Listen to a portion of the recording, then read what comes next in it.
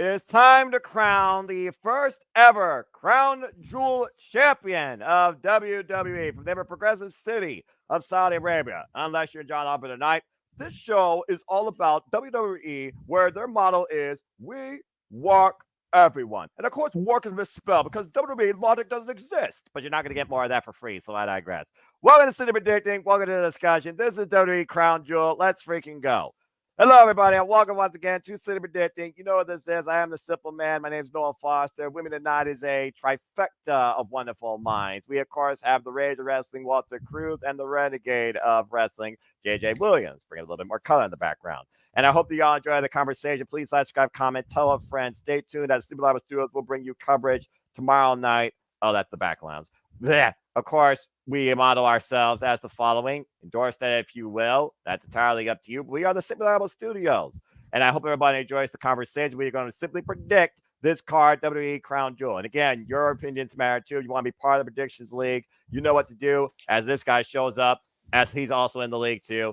Again, the forum will be live after these streams conclude across my shows from me as in the comment sections down below. And as we talk about matches, let your thoughts also be known, and we will put them up on the screen. If you want to dictate the conversation, don't need to dictate. PayPal, my pals. Donate to our passion. Super chats, as simple as that. I think I've done enough shilling, pre-shilling. Let's go ahead and figure out what's on everybody's mind before we get into this bleep. That being said, Walter, good to see you once again. How you feeling about WWE Crown Jewel tomorrow, my friend? I'm actually feeling pretty good about it.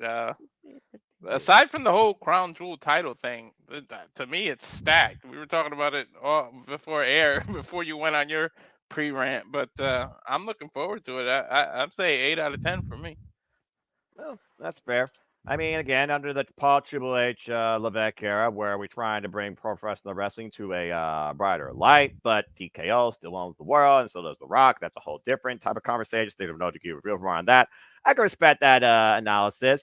Of course, we don't have the other Dominguez here, as of course we celebrate the Day of the Dead literally today, although there'll be a Day of the Dead match tomorrow. But it's good to see this guy alive and kicking, and for once, he won't have to argue with Arlene on air. I'm sure it'll be post there, though. Emmanuel, good to see you. How you feel about Crown Jewel tomorrow, my friend?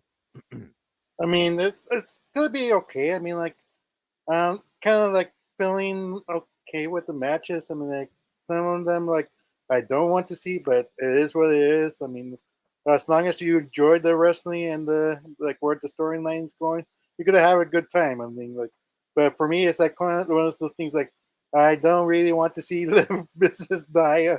Like, it's like one of those things. Like, you don't like one person, and I think what the outcome is going to be is it's going to be a long day. Well, at least it's in the afternoon and not at the night when Collision's on, so I have other stuff to look forward to as well, because Saturday is more than just about one thing when it comes to me. And I'm sure that the gentleman below me can agree, because it's not just about wrestling, it's about family, part of our passion, protect your mentality. That being said, we are family, and it's always a pleasure to engage with my colleagues in WWE and his brand NXT. Damn it, the Renegade of Wrestling, JJ Williams. JJ, good to see you. How you feel about Crown Jewel tomorrow? Good to be seen. It's always good to be here discussing professional wrestling. Damn it. And we don't digress. Along with you, Noah, and then, of course, Walter Cruz, Mr. Reliable, the de facto producer extraordinaire of the Simply Reliable Studios. Yeah. Dude has truly stepped his game up. It's always good to see Emmanuel. I made sure to send the link to Los Dominguez in my Instagram chat that I have with them. Same. So, you know, and you touched on Dia de los Muertos, the Day of the Dead. Sí. Happy Dia de los Muertos to everybody out there except Ernesto de la Cruz. Fuck that guy. Well, and if you know, you know, and if you don't know, it's on Disney Plus. Maybe they're better off that way, not knowing. But especially because you don't want to teach little kids about that. We don't talk about that type of stuff, unlike other things, non-copyright. But okay, fair enough. And shout, of course, to the Tillar Philadelphia, of course, that associates with us. I hope that she enjoys it as well as everybody that celebrates that. And I hope everybody here also had a safe, happy, spooky Halloween, whether you enjoyed it watching Impact Wrestling, sleeping, trick-or-treating, or giving out candy, whether you were getting it too. But Hey, you again, know what? Best costume of the night has to go to the king of TNA, don't you Frankie, say the future Kazarian, don't you say his for name. dressing Don't as don't that one guy don't you say who it. fought it Bound for Glory Don't you say and it. lost the TNA World Title opportunity, Don't you say it. Joe Hendry. You son of a bitch! Say his name and he appears. I don't like you for that. believe in That Joe was wrong. Hendry. Dang it! God! Why? Why you torture me like this knowing I saw that live? You did that on purpose. Well, I yeah, kind of did, but I love you, bro. yeah, I love you too. Again, we're family. And if you had been there for the Impact tapings, you could have seen him actually come out dressed as him. Well, again, I didn't want to risk getting stuck in Detroit at night. You're just waiting for a news storyline with some sort of yin like that. Plus, I had to work, prayers of our passions, and church. But that being said, yeah, I will say this. The Saudi Arabia shows are always going to be in a different limelight for me. But this show, I will say, has some merit to it and some interesting stories going in. And there's some matches I do care about. And others, I'm like, change the channel. But that being said, that's all subjective, as everything is in professional wrestling. Damn it. But I figure without further ado, we've had a lot of nice little talk, light little hype, little criticism, John Oliver fun too. Without further ado, since we did the community and chat and panelists, let's get right into it. So again, WWE Crown Jewel comes to us from the progressive city of Riyadh, Saudi Arabia. We, of course, will be coming here at the Cinema Studios. That is Saturday. That is tomorrow, folks, November 2nd. The show actually starts 1 p.m. Standard Time with, they're doing it again, 2-hour countdown nonsense at 11 a.m. Eastern Standard Time. No idea when our countdown's going, but we're not that crazy. I would guess probably noon-ish. 12:30. And of course, Just all right. giving us a half hour. You're brilliant. You're wise. You're also much more conservative. Respect. So stay tuned for more on that with Walter and a gaggle of folks that will come in and probably talk about the matches and hype up before, of course, Sid Reliable is on the call with who knows what else. You never know what happens with these watch-along stuff between people's schedules, program passions, and where we were. I also want to give a shout real quick to the entire family here for the great work they did at TNA Bound for Glory and AEW down my Fright Nights. I was, of course, at both those events live. What a phenomenal past 2 weeks of life for me.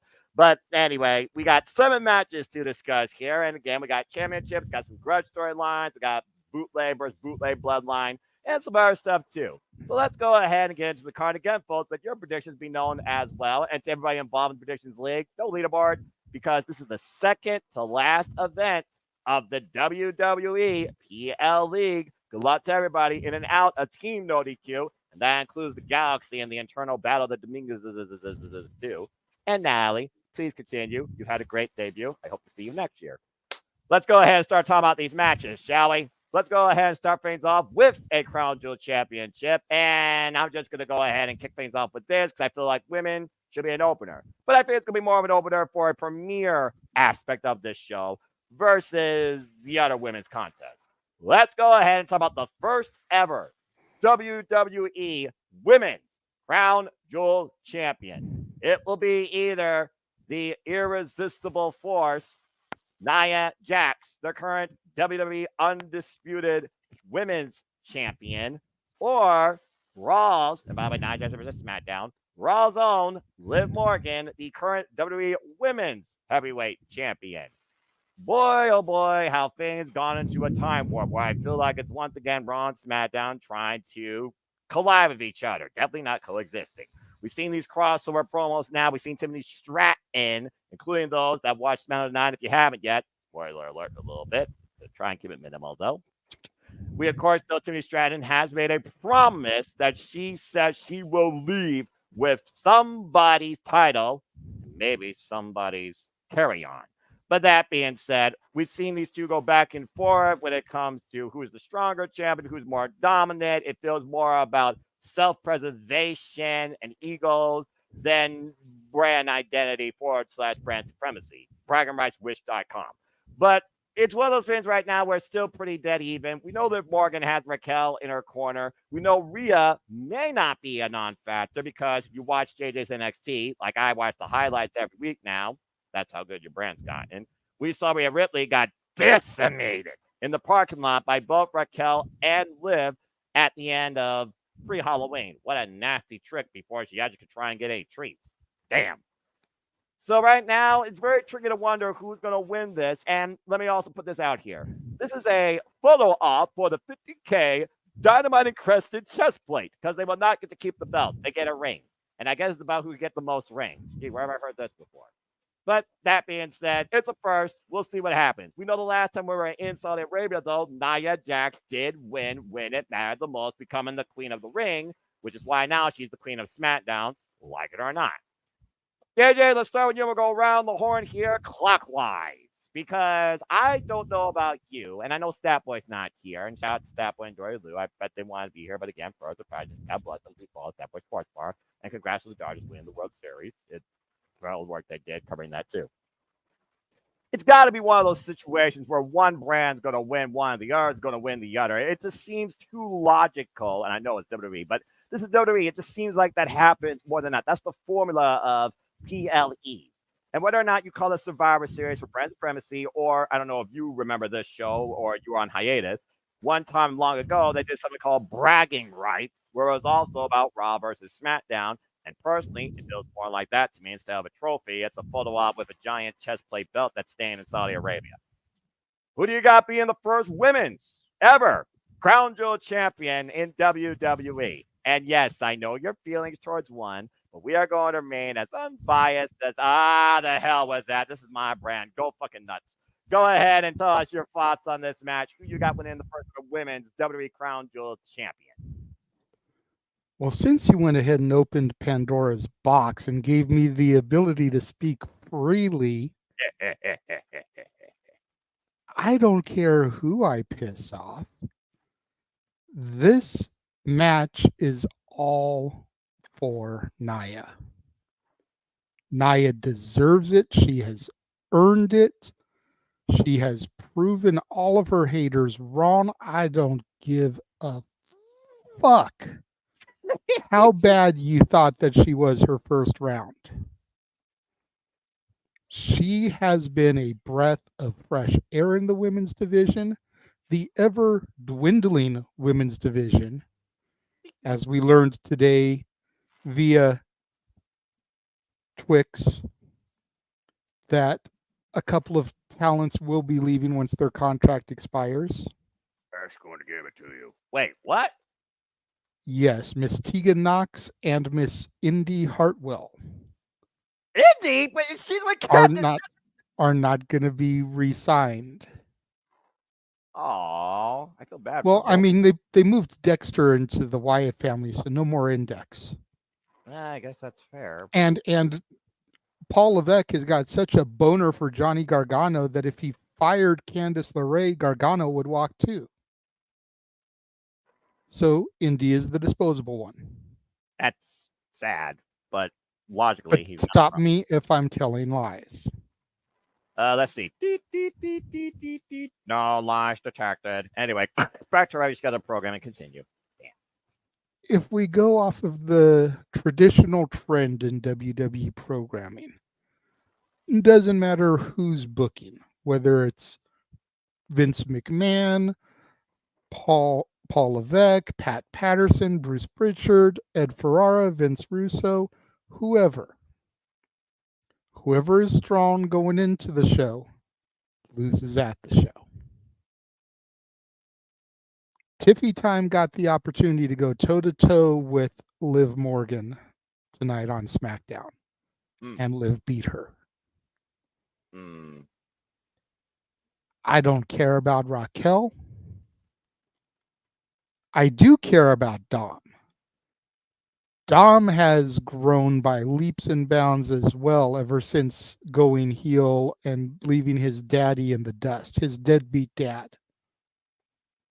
Fair. And if you don't agree with me there, then let me hear a hootie hoo. If you get that reference, you're on the right channel. If not, Be like Vince Russo told Mansfield, and go do your homework, bro. But this match has to be all about Nia. Now, will Tiffy keep her word and cash her briefcase in? Jury is still out on that one. I don't know if that's an official no DQ bonus question or not. Can I have your attention, please? I have received a message from the boss man of no DQ. And I quote, I'm throwing in the towel on predictions and going crazy. He just put in all predictions. There is no bonus point for a cash in. Okay, good.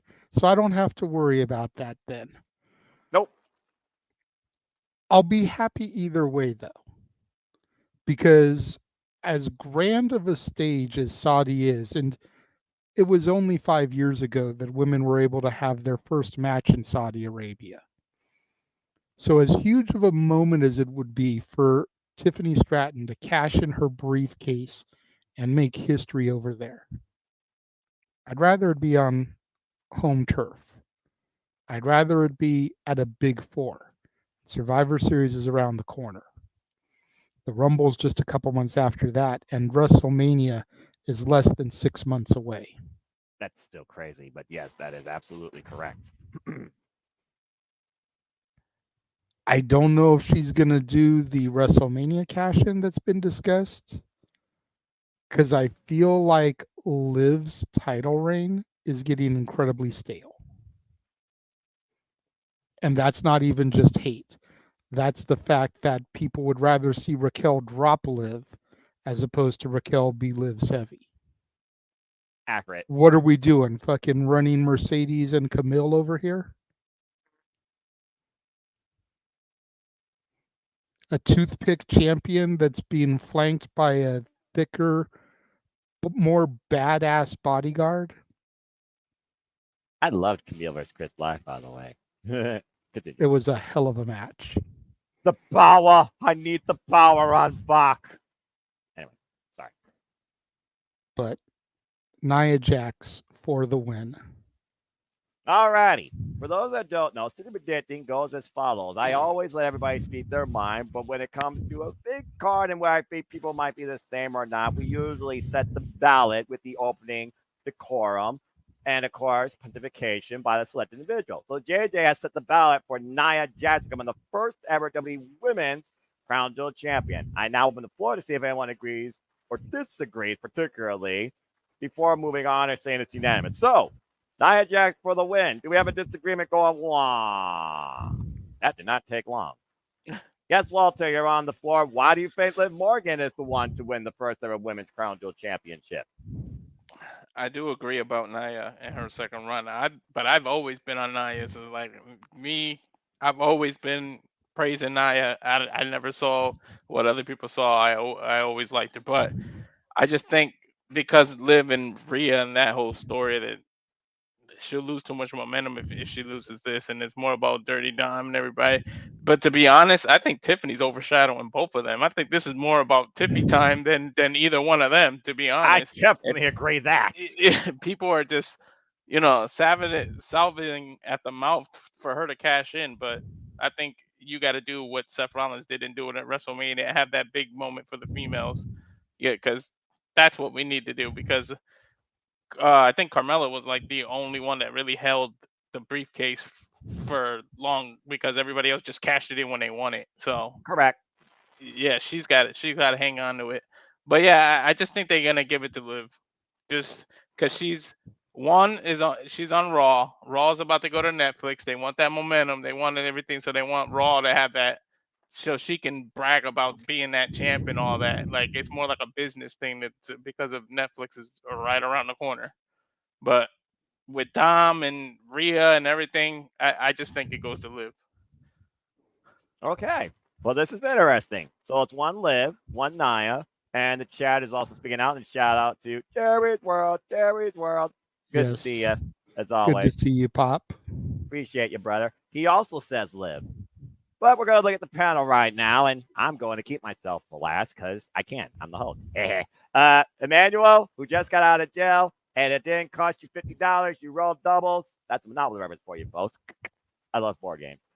Where do you stand with this? I'm going to let you be the guy that breaks the tie with these two gentlemen here. Are you Team Naya or Team Liv? Hopefully, Naya. That's what I'm wanting. But how SmackDown ended, seeing spoiler alert, counting in 10, 9, 8, 7, Respectful. 6, 5, 4, 3, 2, 1. Naya hit the bonsai drop like Yokozuna and hit Liv and making her strong. So what does that usually tell us in WWE?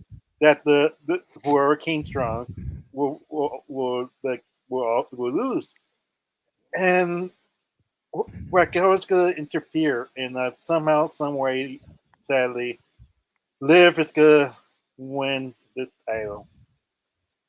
Well, the photo op, but she'll also get a ring. Maybe she'll propose to Dom, and it will be a kayfabe WWE wedding. Yeah, I agree. JJ is boo because I agree. I agree with JJ before you right. I have this in my thoughts. Like JJ is completely right. Like Liv is not bringing it. It's a boring, tiring. She's getting heat from Dom. That's the only reason why people are booing her. Not because she's a great heel. They booing her because Dom is with the heart sick and guys can't stand it, and Dory Dom is Dory Dom. Like you're gonna hate Dory Dom.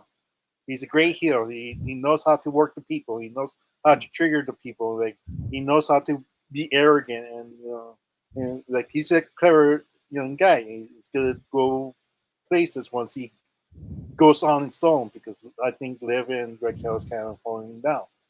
Even Raquel, like it feels like where is this going? Like Raquel feels like you could do much more as a badass heel and still do the same crap without Liv. It's not necessary. Like it's like I feel like it's just like I'm done with the storyline. I'm done with Liv with this tie around. It feels like there's no end goal for the women's title because I hear different time is gonna win this title out of Liv, which would be great. It would be awesome, but that means we have to wait till WrestleMania to see that. Or we gonna see again Rhea Ripley just winning the title. Like there's no end game for this title. Like they haven't built anybody in Raw in the female side, and that's kind of sad. Like most of the females are concentrated with the tag team title with Jay and Bianca. That there's nobody else. Yep, that's fair. And again, that's very fair. Before I give my thoughts, because I'm sure people are curious what I think about this, considering what I've already seen live from two other companies in the last 2 weeks. JJ, I saw your hand. What else do you want to add? And I'm curious, do you have a pick for Natalie? And also, Bossman, by the way, did send me his pick. So in case anybody wants to try and ravage their minds, he went with, and of course, tell me to Aaron with, say, yeah, no to Q. Yeah. And go check out his review, whether he's still live or go watch it on demand. A pleasure seeing you again, my friend. JJ, he picked Liv. But what do you got to say? I was mainly raising my hand to share Natalie's pick because I do have hers. She wants Nia as well. Okay. But I did, once Emmanuel made that comment about the tag division, I did want to touch on that real quick because he's absolutely right. All of the top tier talent is currently in tag teams, trying to make the tag division something respected. It's something we've been bitching about for the longest time since before the walkout a couple of years ago. Accurate. So you've got some top tier talent in there like Bianca Belair, like Io Sky, like Kairi Sane, trying to help elevate the tag division instead of going after singles gold. But we also have to realize that at any point in time, triggers can be pulled for any one of them to be the next contender. As soon as Dakota Kai returns, you figure she's probably going to go back at things with Kyrie free and EO back up. As soon as the EST or the Storm drop the other one, whichever one turns, both of them are free to go for singles titles. I'll do. Piper and Chelsea, same thing. Either one of them could be women's champions. Chelsea's the MVP of the women's division the last 2 fucking years. Who you kidding? You do Did you you see know who Did I you see am? that? I do know who you are, Noah. Did you see the Instagram reel of her and Indy twinning? Ay, she's too much. She's too damn much. The fact that that's gonna be the last thing that I think of when I think of Indy Hardwell, perfect way for her to go out. Because I'm gonna think of that before I think of this god awful match that she had tonight that I don't even remember who and Candace fought because it was that lackluster. Damn. All And right. the show just ended not even an hour ago. Dude, I can't even answer it. I was trying to recall to tell you, and I can't even think of it either. Bailey Wow. and Naomi. And there's a problem right there. If we can't even remember that they fought the former champion Bailey and a woman who's being touted as one of the top contenders to win the Rumble next year, that's a problem. It'll be a hell of a reset after a year of nothing. That being said, all right. Well, very good points all around, but like I said, this is WWE. They always do 50-50, especially when it comes to something as specialized branding in this Wish.com bragging rights scenario for a ring. You got to look at, again, who's going in momentum, who needs to be preserved stronger. How do you protect the champion versus the championship? One of them's going to be hurt no matter what on both sides. You talked about the story with Liv and Rhea. Guess what? Rhea's out injured again. So Liv has nothing, which means she needs, what's the word I'm looking for? Oh, yeah. Something! And of course, Nia Jax right now, we have the continued saga of her and Tiffany. When Tiffany time happens, Nia falls. It's as simple as that. And you reset the SmackDown Women's Division. That's what they need to do there. SmackDown has direction. Raw has nothing. So you want the motivation, the momentum for Netflix? It's got to be Liv, especially if the game Bonsai drop. I think Liv Morgan is going to use Raquel to her advantage, and Tiffany is going to think about cashing in, but all hell's going to break loose somehow, whether we like it or not, and Liv's going to get the win. I feel that they're going to have to treat these as one babyface wins, one heel wins. And let's be honest here, in this match, it's heel versus heel, so already they know. So either way, you lose. It's a double-sided coin, and you're stuck in jail. Sorry. But I got to say that Liv Morgan's going to win here. Yes, JJ. I did want to bring up one other thing, and I guess I could have waited for the other one of these matches, but let's get it out of the way now since we've already had a almost half-hour conversation about this match. This is what happens with those matches, though, that are supposed to be the biggest impact. Just wait till we get to Roman Reigns, but continue. If this match is supposed to be, champion versus champion, brand versus brand, why is NXT not involved in this? Why are these matches not triple threats with Roxanne Perez added to this one and Trick Willy Wonka added to the men's one? Yeah, then it's champion versus champion versus champion. And even if the NXT talent loses, which wasn't it Paul Levesque's NXT that creamed Survivor Series that year? Oh, yeah. But even if NXT were to lose, they get exposure on a major stage working with the top tier talent. You've got to figure someone like Roxanne Perez is more than likely going to get drafted next year. Brought up from NXT. Trick has probably got another good year under him. We've discussed that before. But Roxanne getting kind of mingled in with these people. She's already appeared in the Rumble twice now. getting a showcase on the stage against Nia and Liv helps get her ready for the big dance that she'll be coming to probably in about 6 to 7 months.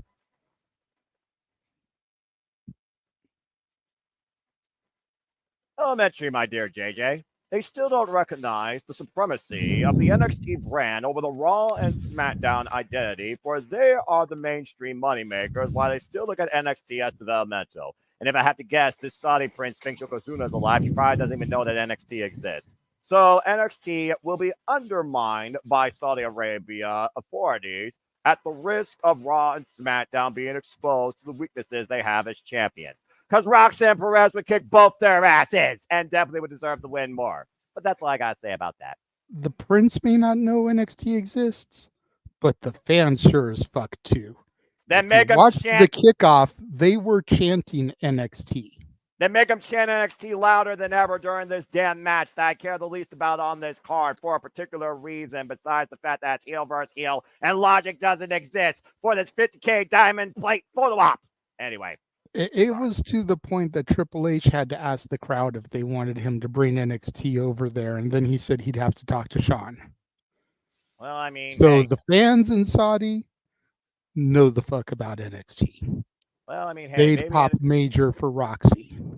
Oh, the hell. Maybe NXT would actually make me care about something with Saudi Arabia and WWE in the same sentence. Only, hell freezes over, we'll tell.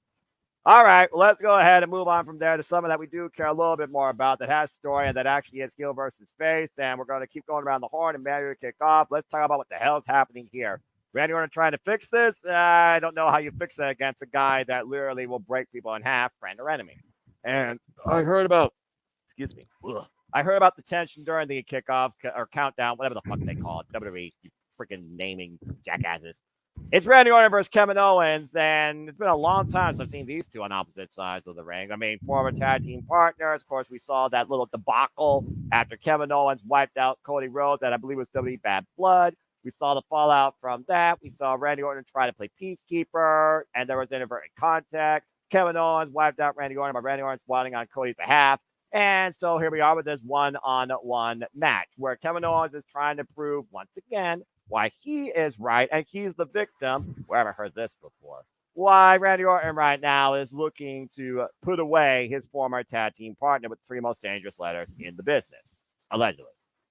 This should be a hell of a fight, though, and I'm very curious if this will have maybe future WWE Championship implications, considering one had a friendly bout, but if he didn't pull that trigger, I'm telling you, we would have a new WWE champion. Then again, we keep talking about Randy Orton and Cody Rhodes. Cody has to find a kingdom, but Randy first to find his legacy. And at some point, we need to get to the end of that story. Then again, Cody Rhodes' story right now is mixed up with the final boss pending WrestleMania. Just saying. All right, Emmanuel, what do you guys say regarding Randy Orton versus Kevin Owens? Who wins this grudge bout? And do you see maybe a disqualification ending here, considering both these men are hotheads?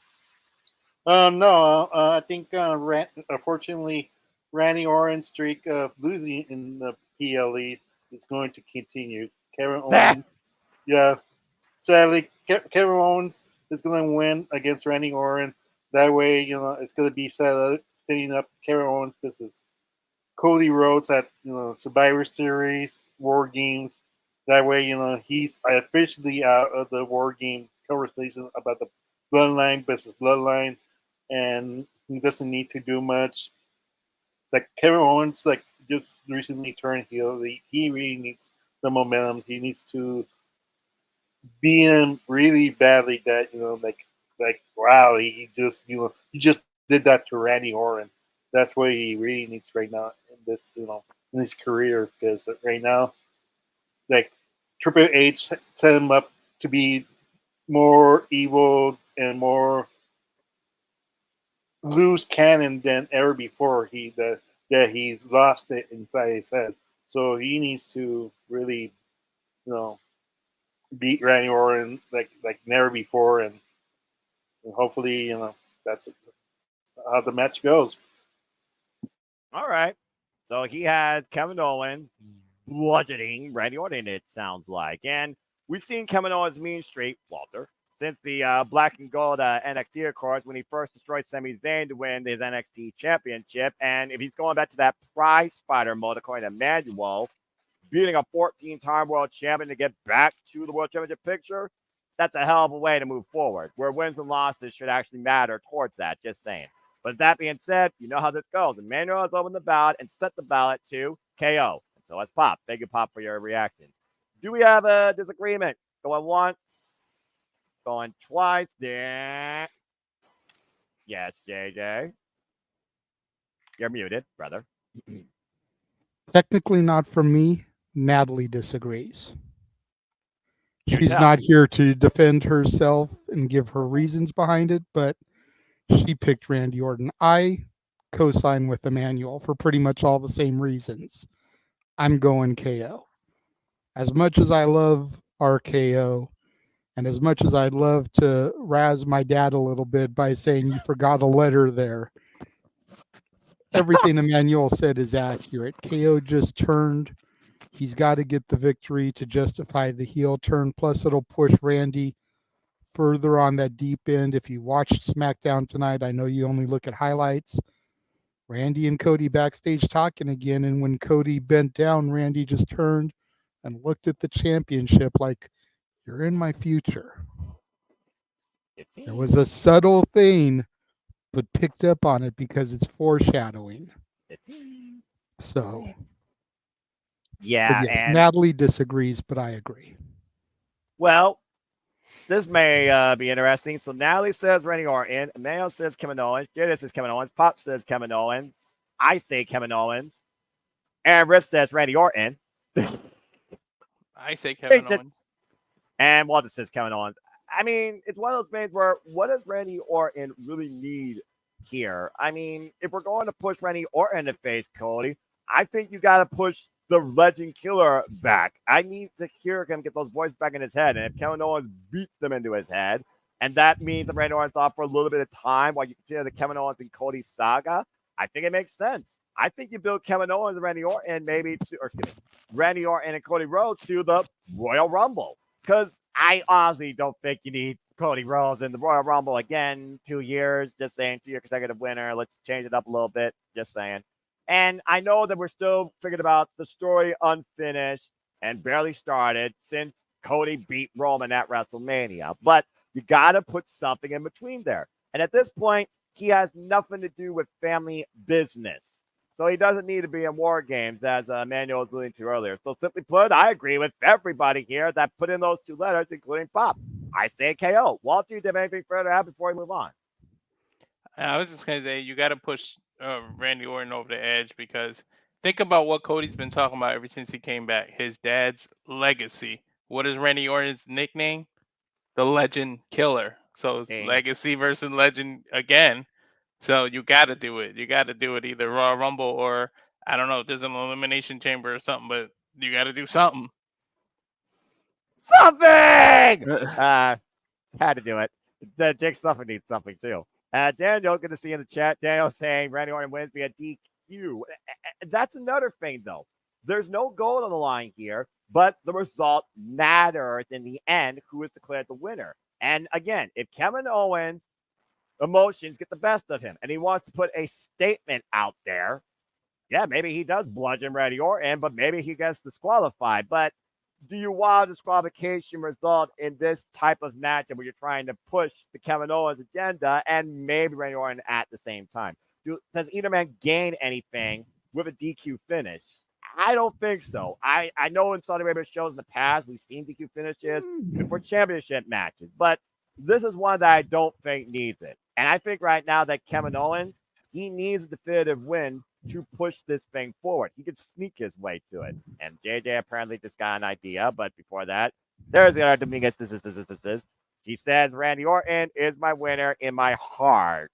But is that your actual pick, Arlene? Because one matters in the predictions, not just in your spirit. While you figure about that and make it official, JJ, what was sparking in your mind? You mentioned how Kevin Owens needs a definitive victory and neither man would benefit from a disqualification. Yeah. I disagree. I think that's the only way Randy wins and we benefit KO. If KO lets the aggression get the better of him to the point where he leaves Randy beaten and bloodied and bludgeoned, you still solidify his heel turn. You make him look dominant. You make the heel turn matter. And you subtly break Randy Orton's losing streak. That's the only way Randy gets a W. Well, And gotta- it doesn't halt any further forward progression in the storyline. You got to make Kevin Owens look badass. You have to legitimize Triple H's concern. The whole reason he didn't want to give it to him is because he said, "I was worried about you. You just came back." Now you got to legitimize why Triple H was worried. You got to make Yep. Kevin Owens look badass. I mean, enough of those power bombs on the apron, considering Randy Orton's coming back from a surgery repaired back is a great way of doing that. And remember, he wiped out Sami Zayn with those power bombs on the apron and sent him off on a stretcher. So I can see what you're saying. Yes, Emmanuel. Yeah, Good. but to say like, yeah, no, my mouse was up way up there. Anyways, Okay. For me, like I could see that even the match being called off, like that Randy Orton got beat up so badly with the various power bombs in the ring corner, like the apron area, whatever it's called. Yeah. But you could see him KO doing that over and over, and then like they call it off, like he can't continue anymore. Like he's like that type of domination. Like hopefully, because like I said, Kevin Owens really needs the momentum, and that way we can't say, oh, this is another easy match for Cody Rhodes. No, we need to have that discussion. Maybe KO has this, maybe like because his attitude changed. So we really need that. Okay, that's fair. And by the way, congrats to Cody, who's been champion now for over 200 days and quite a champion at that. And Arlene apparently has the same syndrome as Walter. Stupid fingers. It's all right. We appreciate both of you. Your typos are funny. And again, it allows me to do this. Botch. All I right. understood it because, of course, I speak typo. Yes, you do. Daniel says real quick, the only way I can see Mandarin winning because Kevin Owens had to go back to his old Kevin Steen ways. If you're a Ring of Honor fan, you are in the right room. If you're not, go do your homework, bro. Anyway. Yeah, man, Or a those words are- PWG fan. Yeah, that too. Legendary Cole, Adam Cole, baby. I'm just saying. So again, we'll see what happens here, but I expect this to actually start before the bell rings and both men get in the ring with how personal this has gotten. This is going to be a fight. Literally. Not a match. A fight. And I'm looking forward to it. This should be fun. All right. Well, that being said, Walter, it's time for you to simply kick off your line and your point with, let me talk to you, because you know what we're talking about next? It's going to be for the WWE United States Championship. Let's talk about this triple Yeah. threat. Yeah, it's Andrade versus him. Carmelo Hayes versus, we said it before, but let's say it right. Everyone in the chat, say it along with me. LA Hey, Night. night. Yeah. Very good. For the United States Championship, it's a triple threat. All right, so simply put, we've had a best of 7 series that has no definitive winner. LA Knight, already has singles victories over both these challengers in singles matches for the championship. And when we thought we were going to get a rematch with one of these two, what did LA Knight do? He BFT both men and threw the match out and said, screw both of you. But Nicholas wasn't going to have that. You're going to defend it one way or another, whether you want to defend it against one of them again or not. So now you got both. So here we are with the classic formula, the simple man formula of triple threats. Buffer, ball person.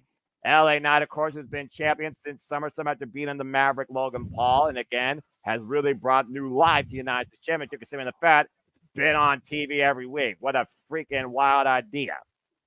All right, Walter. Spotlight's on you. It's a triple threat. Do we protect LA Knight? Do we put one of these guys completely out of the title picture? Do we get a new champion? Or does LA Knight once again remind us why he is the face of the USA? And that's not an insult. That's just a fact of life. Go ahead.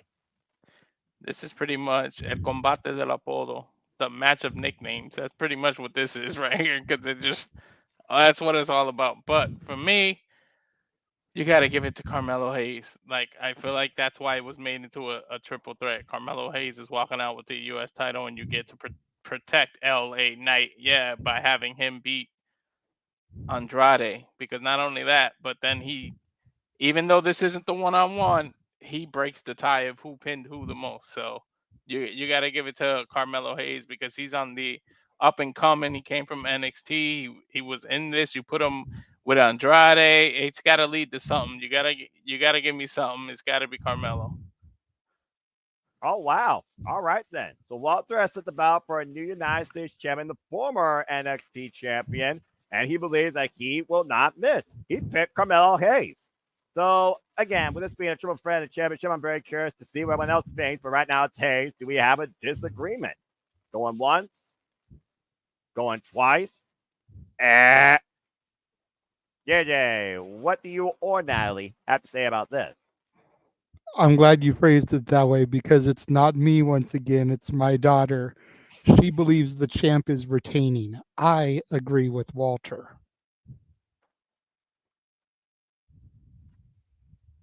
All right. Simple as that, huh? Well, again, it's your NXT. He was literally what, a first round draft pick, I believe, when he was called up. Yes, sir. For There you a go. reason. Yeah, because him don't miss. And what did he do the night he came up in the draft? He faced freaking Cody Rhodes in the damn main event. If that don't tell you the stuff they're putting into this, man, I don't know what does. LA Knight has redefined this championship already. And to Walter's point, it's a classic. It's literally that showmanship and how you put over the younger talent. Andrade, tranquilo, La Sombra, far beyond established than both men, quite literally. He doesn't need the Mhm. United States Championship. And I think they tested him with Camille Hayes for a reason to see how deep Hayes can hang. And we've seen classic after great match to the point that people are probably getting sick of it because it was a weekly redundant. We got to break this picture up. So the only way you do that is if you change the face of the USA and you exchange the championship. I agree with everybody here. I think that Hayes is the one to become the new face of the USA. It's just a matter of who do you eliminate completely. Do you pin Andrade or do you pin the champion? And do you run back LA Knight versus Hayes if Andrade is taken out completely? Or does Andrade maybe go up against LA Knight when I want to give him a contendership? Like, how do we break up this cycle? All right. Either way, I say Carmelo Hayes. He has to win here. And it'll be different to see what Hayes can do with this title, considering how long he held the NXT North American Championship. But I agree with all of you. I got to say that Carmelo Hayes is going to get the gold too. According to this, though, he's going with LA Knight. Yeah. So, all went out. And Aaron Riff, well, I'll be dang. He doesn't watch NXT that much, but guess what, JJ? He picked Carmelo Hayes. Good, good. Emmanuel, what you got to say real quick? Yeah, just a quick note. Like LA Knight, it's gonna do fine with or without the title. Like he served his purpose as the United States Championship, throwing like throwing him, and for like Carmelo really needs this because like if not, like it's like maybe a one-on-one match between LA Knight and Carmelo. That's probably the next step, probably to determine the number one title. But for me, like it makes more sense for Carmelo to win this and pinning Andrade to complete that seven, and that way LA Knight chases for the title, going, "Hey, you never pinned me," and that's setting up for the Survivor Series match. Yeah, I can only Yep. imagine the type of promo. Yeah, you hit the nail on the head there. Yeah, I mean, just to piggyback here, it's like LA Knight was just the means to an end. To get the title off of the man who held it before him, who won it at Crown Jewel last year. Exactly. So for another United States title change at the same event this year is not that far fetched. And LA Knight deserves to be in the main event picture going after Cody Rhodes. A heel turn would probably have to be executed for it, but I'm all for a heel LA Knight, baby. Yeah, bring back the dummy. When I say dummy, you say yeah. Dummy, yeah. Yeah. Dummy, now quiet down, dummy. I was talking to myself. Dummy, yeah. Dummy, yeah. Freaking going back to the Impact Wrestling. All right. Well, that being said, we're all on board that gravy train pulled into the station. Camelo Hayes from the new United States champion. With the Outside exception Natalie of Cox. Pop and Natalie. Yep. Well, that's all right. And who knows? And again, make sure you're making predictions official. That includes you in the chat, Arlene. When I put the form out after the stream concludes on all my social medias, including the comment section, and I'll Instagram it to Emmanuel and Arlene because that's what I always do. I'll even do it. All right, let's go ahead and keep moving on from there. And it is back to me. And oh, damn it. Damn it.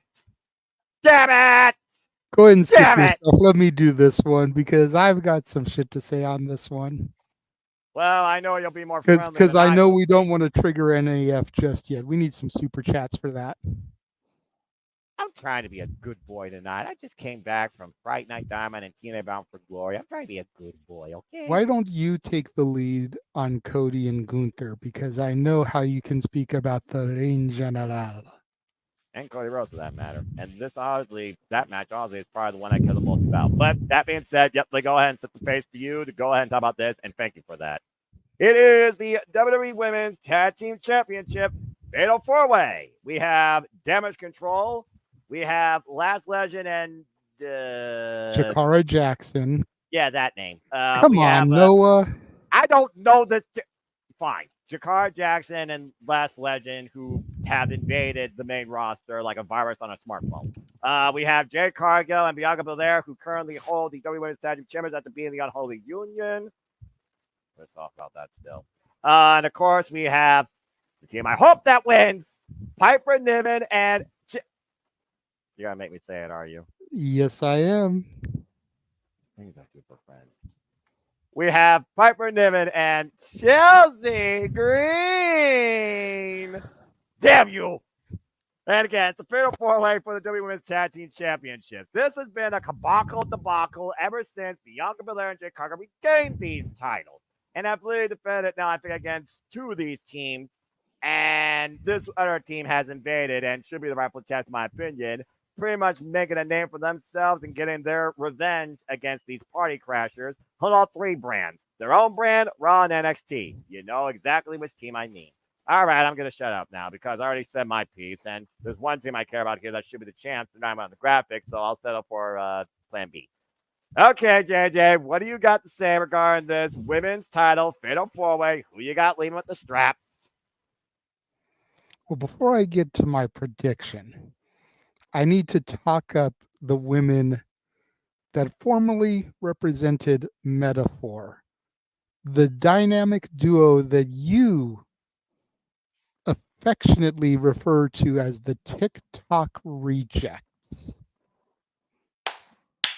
Because these women have made it to the big time.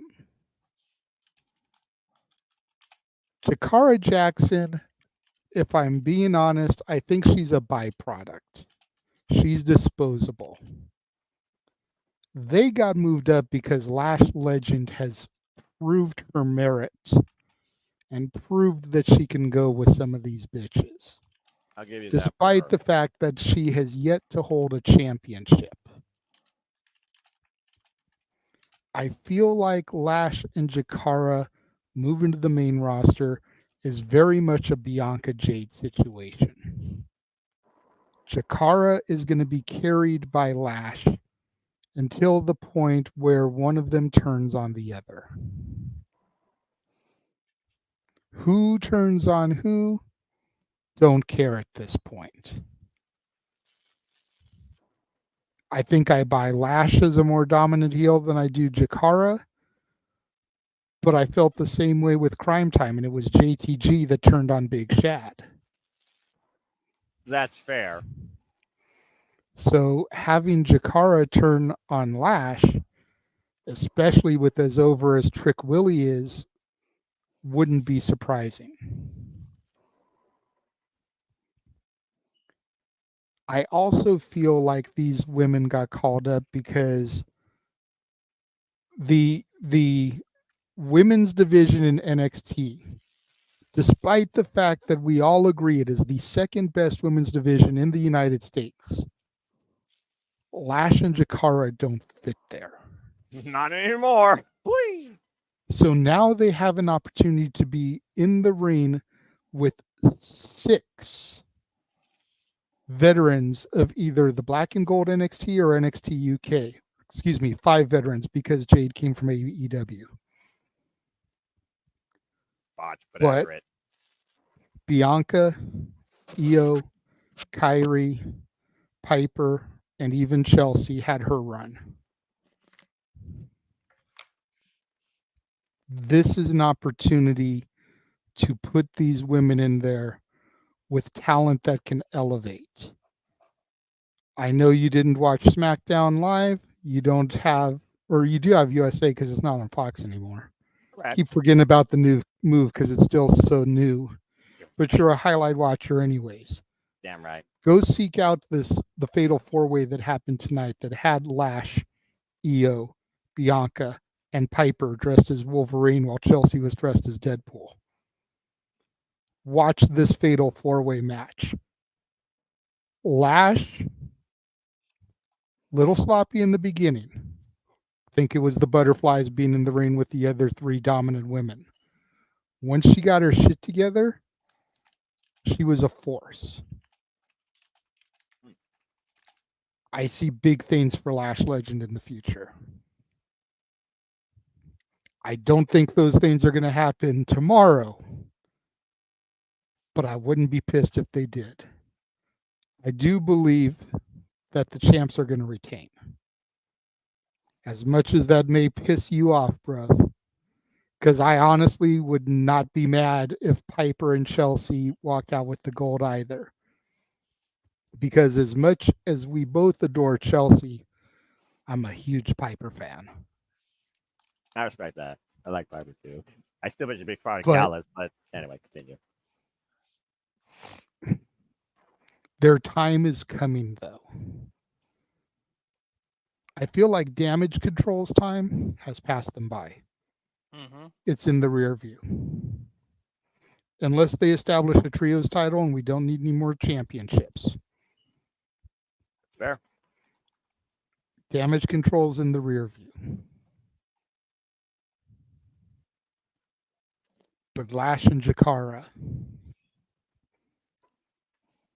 I could almost see a WrestleMania moment for them. If Lash continues to perform the way she did in the match tonight, I could see a WrestleMania moment for them. Mm-hmm.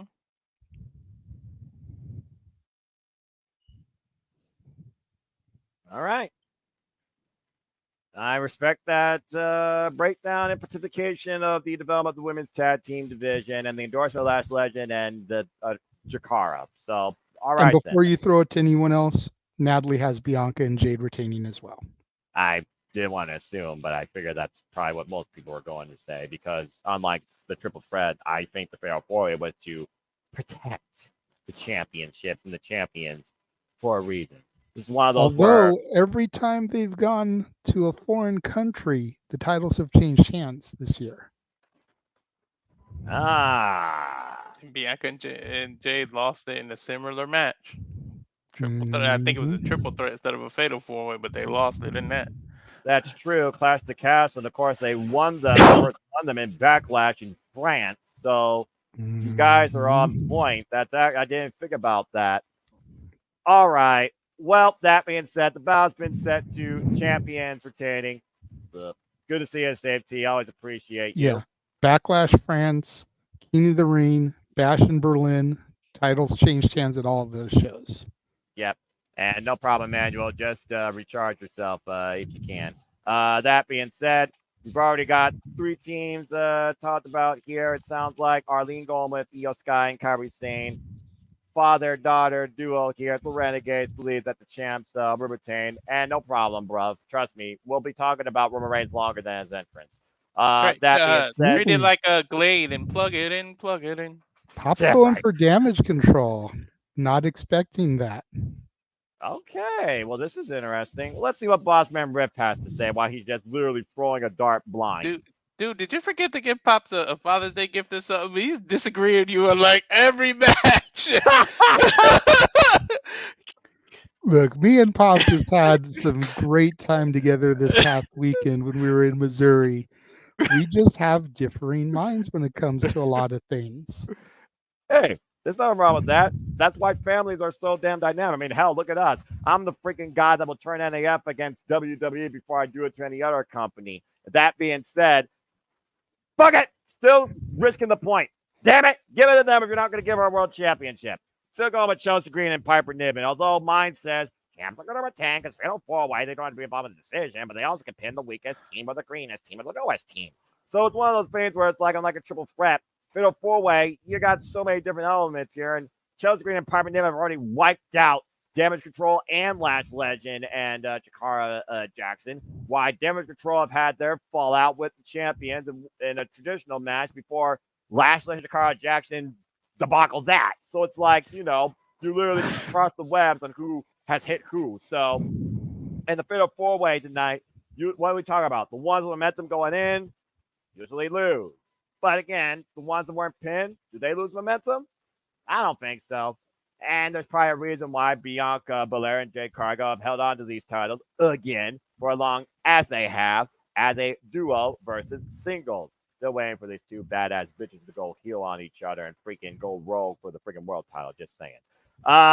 I'm still going with Chelsea Green and Piper Niven because at this point, it's my favorite women's tag team dynamic in WWE. I think they deserve it. They're the last team before Unholy Union that made those titles actually mean something, in my opinion. Going with them. All right, so Natalie went with Bianca and Jade. Jada went with Bianca and Jade. Aaron Riff went with Bianca and Jade. I threw the darn with Chelsea Green and Piper Niven. Manuel needs to recharge, but I'm sure I'll talk about this first in the chat. We got Damage Control in and out of the chat. Nobody's picked Team NXT. Walter, you're the last one left. What do you got to say regarding this four-way for the gold? I duplicate Renegade sentiments about NXT. I've been talking about that. I said as soon as they get away from Metaphor, watch out. I kept saying it. I said all they need is to separate themselves from them. That's what was holding them back.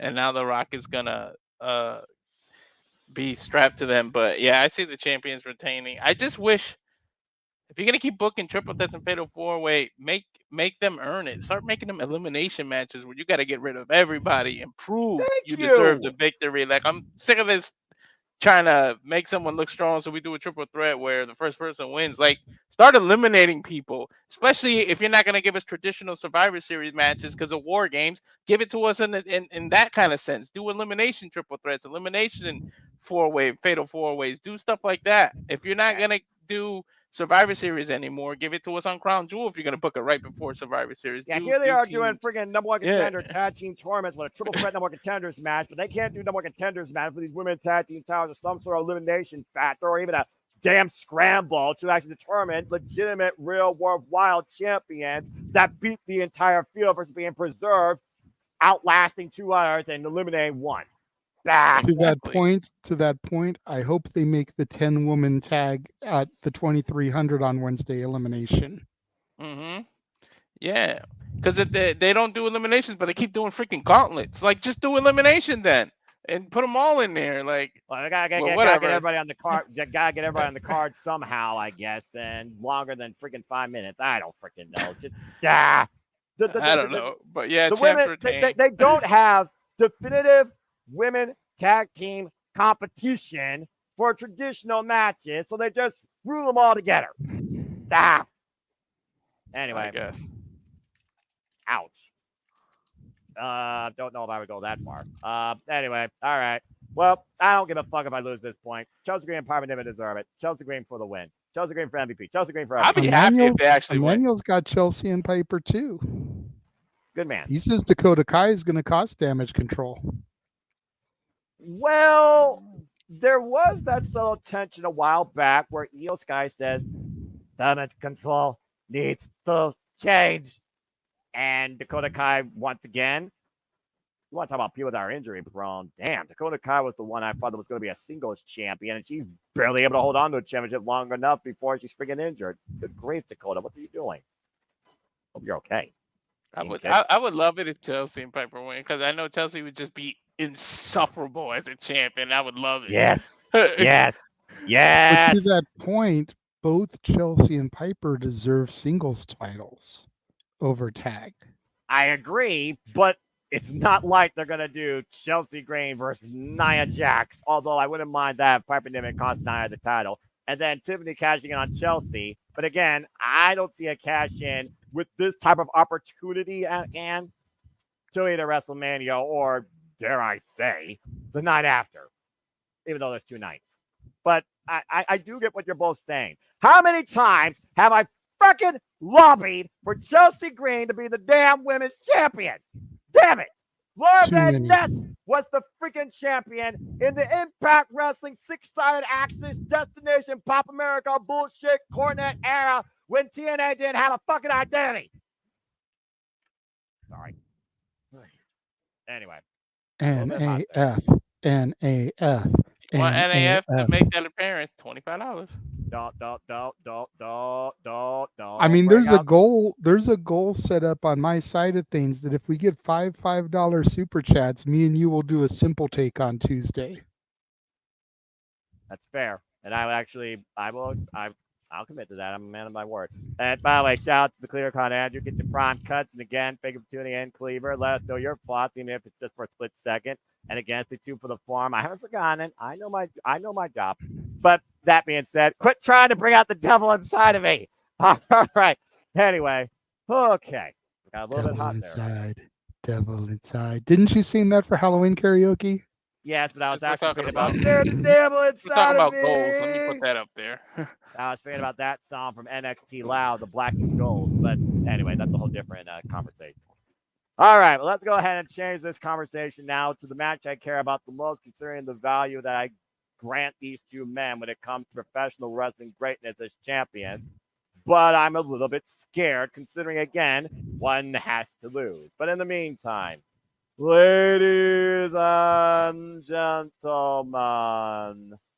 I demand all your gratitude for your reigning world heavyweight champion. The ring general, Gunther, going 1-on-1 against, he is the undisputed WWE champion, the American Nightmare, Cody Rhodes, to become the first ever WWE Crown Jewel champion. It's a first time ever 1-on-1 matchup. One has to win, one has to lose. Let's fucking go. Okay, so again, Gunther, of course, gained this title at SummerSlam. Cody Rhodes has been champion now for over 200 days since winning at WrestleMania. Both men, phenomenal respect for one another, but there's been a lot of questions, a lot of poking in play when it comes to both men's integrity and value in professional wrestling, as well as legacies and family. These two have pretty much had crossroads with each other ever since being part of WWE, when they were last 2 years ago at the Royal Rumble. But again, Gunther right now, Damian Priest, he wants to earn his shot to face him 1-on-1. Cody Rhodes, you wonder if he's thinking about Randy Orton or Kevin Owens. Is he fully focused on this? Where, in my opinion, I think Gunther has less distraction. Although we have seen Imperium in tag team action against Cody Rhodes, of course, and Randy Orton, and we saw what that led to. This is one of those where, under paper, I would do a coin flip. But again, it's the other Crown Jewel Championship match. What did I say? 50-50. Heel, face. Brand. One wins, one loses. What did we pick? Or who did I pick, basically? When it came to the women's Crown Jewel champion, the one that has jack shit going for them after this, but needs something to brag about besides the fact that Dirty Don's more popular than them. And that was Liv Morgan. She's on Raw. What's Cody on? He's on SmackDown. And you got to imagine this is going to be taking in effect what happens with Kevin Owens and Randy Orton. But I think that's after the fact. not prior, which means Cody will be 100% focused. And Gunther, again, is a man with barely any blemishes on his pro wrestling record in WWE, outside Ilya Dragunov, Sami Zayn, and Braun Breaker. And Braun Breaker was NXT, Rainbow Bright. Ilya Dragunov, I'm just waiting for that WrestleMania program, but Ilya, I think, is out injured again. Damn it. And, of course, Sami Zayn, he had a chance on Raw, and he failed. Gunther, of course, is redeemed right now, as far as I'm concerned, unblemished. So, think about Cody and Gunther, meaning down the line again, and what Triple H loves to do in long-term storytelling.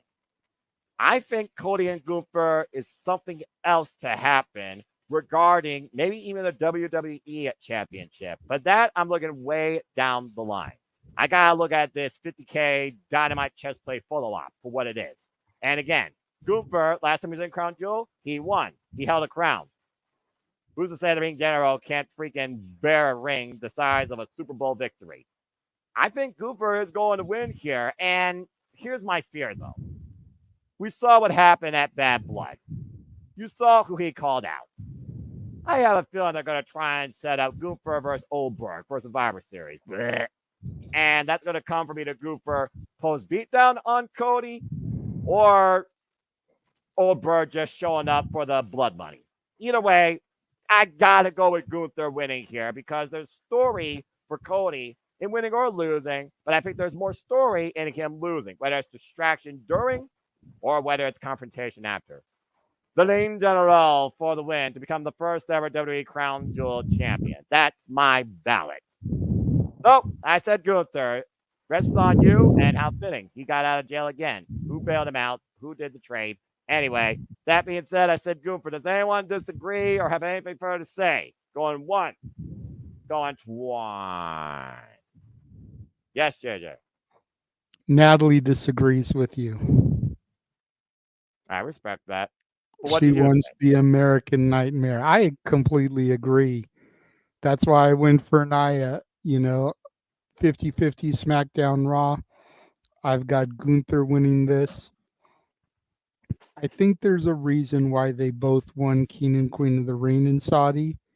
And I think that's why they're both going to take the respective championships in Saudi. All right. Fair enough.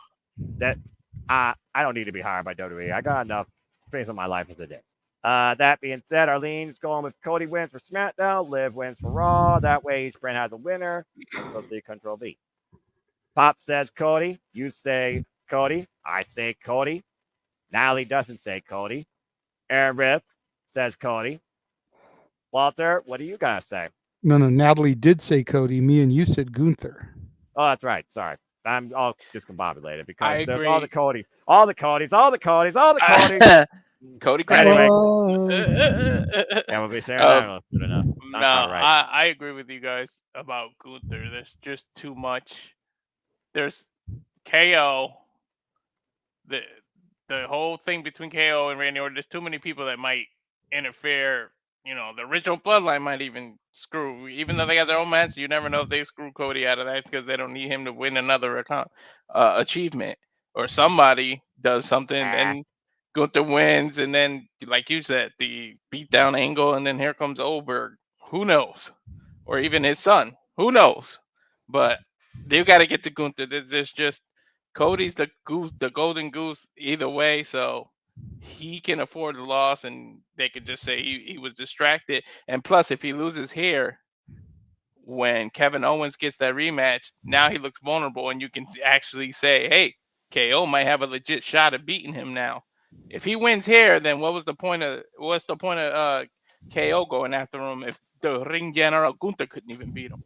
Like, you lose that effect. You have to, every championship match, even though this doesn't happen, theoretically you should make it look like each person has a 50-50 shot of winning.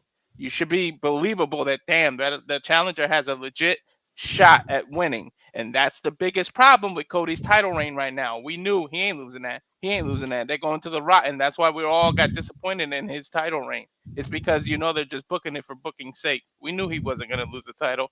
So now this is your chance to have Cody finally lose one and make it believable when you bring on his next challenger. Like, oh look, there's a chink in his armor, and now maybe it makes some interest back into his title reign.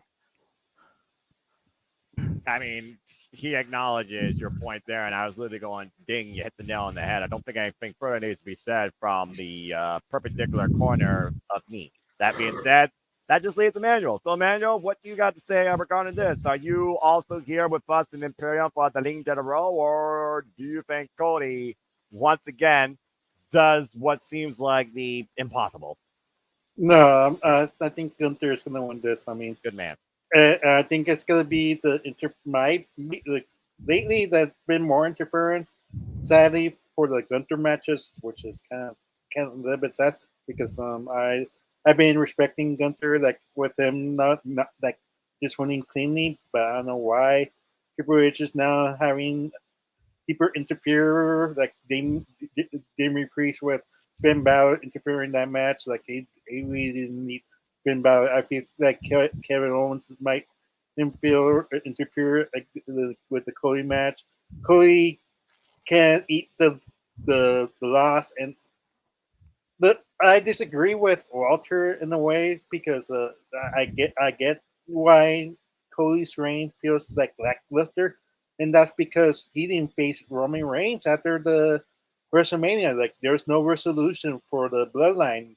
There's no like he acted like he conquered the bloodline when they still existed around us. Like what are you doing, Cody? Like Solo's still in the bloodline, and you acted and he ignored him. Like there was nothing. Like there's no big deal. It's like it feels like it needed more like, for it to be like a happy ending to make his reign feel more legitimate. But now it's like we're discussing Reigns defeating Cody, like, and we're discussing The Rock defeating Cody, and then it's like anticlimactic. That's why its reign feels flat because we know how it might end, and that's the problem. Like we're already assuming that the Bloodline's going to regain that title anytime soon, being Roman Reigns or The Rock. And that's the major problem with Cody Rhodes' reign right now. Is just that we're just waiting for that moment. But hopefully, WWE switches it up. Maybe, hopefully, possibility that Kevin Owens can win the title and do a 180. Like, wow, like we guess we're totally wrong, but right now Gunther really needs the title more. Yeah, I just think Gunther deserves it more too. And to JJ's point, again, who won at the last time we were in Saudi Arabia? The Ligne de la Row. Now, truth be told, the referee was out of position, the shoulder was up, and there was conspiracy. I don't think they're going to treat it like this. The way I see Cody going down, he's either problem in oblivion or he's passed out in a sleeper hold. And I think that's the way you protect him. Then that's really all I got to say about that. But you saying that we know how the story is going to end, bro, it's WWE and Triple H. He has the GPS. He knows the destination. We don't. We're along for the ride, and this ride could have twists and turns all the way through the road of WrestleMania. And you're trying to fantasy book us into 2025. We're not done in 2024. And we still have Survivor Series War Games and, might I add, Saturday night's main event. So calm down. Tranquilo. But yeah, bottom line, Gunther wins. And Walter apparently had a thought. What, Walter? Yeah, I just wanted to put it out there. If you want to break the internet, because you know AEW just got a little momentum with Bobby Lashley and everything. Saudi Arabia is known for money. After Cody loses and he's sitting there, make his night worse. Bring the final boss, The Rock, in Saudi Arabia. Like, just imagine how the internet would break if The Rock popped up after that match, and then we're leading to The Rock versus Cody.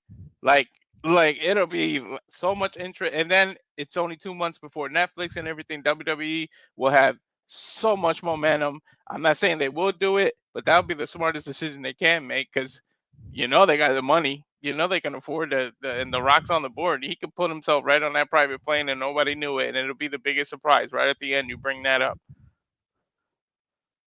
I mean, does this end the show though? Considering what again is ahead, but I mean, last time The Rock showed up, you're not wrong. That bad blood clip alone freaking broke YouTube. So when the final boss shows up, the world freaking watches. Period. But again, we'll have to wait and see. But still, good conversation. All right, so good to win. Let's go ahead and move on to, again, I don't think they're going to like have this as a semi-main because you're going to have to figure out, again, the breakdown of this show. And we talked about grudge bouts. Let's go to the next one. Since Manuel just got back, he can go ahead and lead this off. So let's go ahead and talk about, and that's fine. Well, let's see how far he goes with this conversation. You're going to get to talk about this fight because it's Seth freaking Rollins going one-on-one against the man that tsunami'd him 7 times and fractured his ribs. To the point now they damaged property and they fought in parking lots. And, well, yeah, they got money over there. So maybe they'll actually break the set. Who knows? It's Seth freaking Rollins versus Bronson Reed just cause. And the fact of the matter that Seth freaking Rollins originally had intentions of going back after the title that he loved so much, the World Heavyweight Championship, but Bronson Reed completely sideways that. And he was also looking to end CM Punk's career. CM Punk out indefinitely due to injury after that Hell in a Cell match at Bad Blood. Not surprised. Bronson Reed, of course, right now trying to show that he is the top dog of Monday Night Raw against Seth freaking Rollins, creating his own moment. And now we're back here in Saudi Arabia. He's not contending for the United States Championship, though. He's looking to break a former WWE World Heavyweight Champion. And Mario, what you got to say regarding this fight? Which, as far as I know, no gimmick, just a straight up one-on-one match, but these two are not going to remain civil in the ring. We both know that. Go ahead, Manuel. Hey, your microphone's not working. But we're live, pal. Your microphone's in jail. Yeah, his microphone's in jail. Yeah, I thought you had to say more. So sorry about that. Good, come on. No. Okay, can you hear me now? Yeah, I can hear you. You all right? Can you hear me now? Okay. Yes. And so Can can you hear me Cody. now? Yes, Yeah. we can hear you. We heard you every time you said. He's got latency issues, folks. So Walter probably I mentioned. think it's my that. internet because Yeah. it's kind of lagging in and out. You're having major issues. Drop out and drop in. Okay, there we go. Well, we'll see if he comes back in. Otherwise, YouTube chat again. Please follow Dominguez. This is online, folks. The MVPs of the Super Liable Studios. Well, that being said, Walter, Seth Rollins, Bronson Reed. I would think at this point with Bronson Reed right now, I don't know which way he goes. But for the longest time, we know, or at least we think we know, where Seth Rollins is going. Because, again, we're approaching the 1-year anniversary of that confrontation. Hi. Thank you. And we have seen that visceral ever since then. And I think right now, this is a stopping point or a turning point. I don't think CM Punk's going to show up and interfere in this like he did with Drew McIntyre 3 times over. But I think this is finally where we start building a WrestleMania program. So, Walter, let's kick you off here. What do you guys say regarding this? Ready? I don't think anyone's winning. Yeah. I think this is they can't handle their emotions. They're gonna go crazy. They're gonna fight all over the arena. It's gonna look like they can hold it together, but I think this match is gonna end up getting thrown out. They're not gonna be able to control each other, and then that's what leads to the rematch. Then one of them has to win, and then the third match, the other person has to win. I think this is a little bit of a rivalry because Seth isn't involved in anything until you get to the Rumble when CM Punk or him have to eliminate each other, and then they gotta fight each other at WrestleMania because they're gonna continue their beef and actually give us the conclusion to that. So honestly, as this is the first fight, I think the one match that has like no stipulation in it, I think it's gonna go to a draw or thrown out, no contest. I know that's the coward way out, but I really think it's a no contest because they're just gonna go at each other and they're gonna be all over the arena and something's gotta give. And you don't want neither one of them to lose right now because Seth just came back and Bronson has all the momentum. So the one match that you can get away with doing that is this one. So, just to be official here, you're saying no contest? Mm-hmm. Well, then, I'm not sure I've ever put that on the forum, but Okay. You definitely rattled the chains on this prediction. Aaron Riff says Seth freaking Rollins, and I'm just going to now let the chat, if the internet holds up, I'm going to let the chat now see if they agree with you, as crazy as that is. The ballot is no contest, going once. Going, yeah, I'm not surprised there. JJ, what's your thought on this? What's your definitive pick? Who survives, maybe, versus wins? The no contest, I think, is a great call, but I feel like in order to get past this and move to further stories, there has to be a definitive.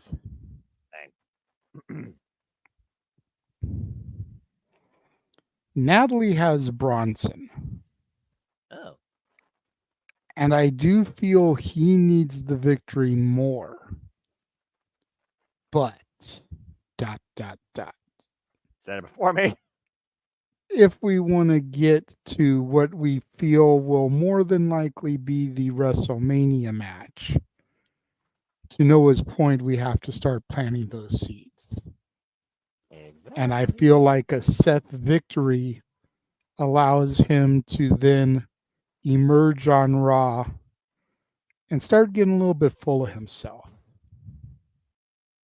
Maybe not a full-blown heel turn, because you don't want him to go heel after coming out the victor as a babyface. Because what does that do to Bronson as a monster heel? Deflates him. But Seth is the Joker. He's unpredictable. He's enigmatic. He's an architect. And what does an architect do? Creates and builds.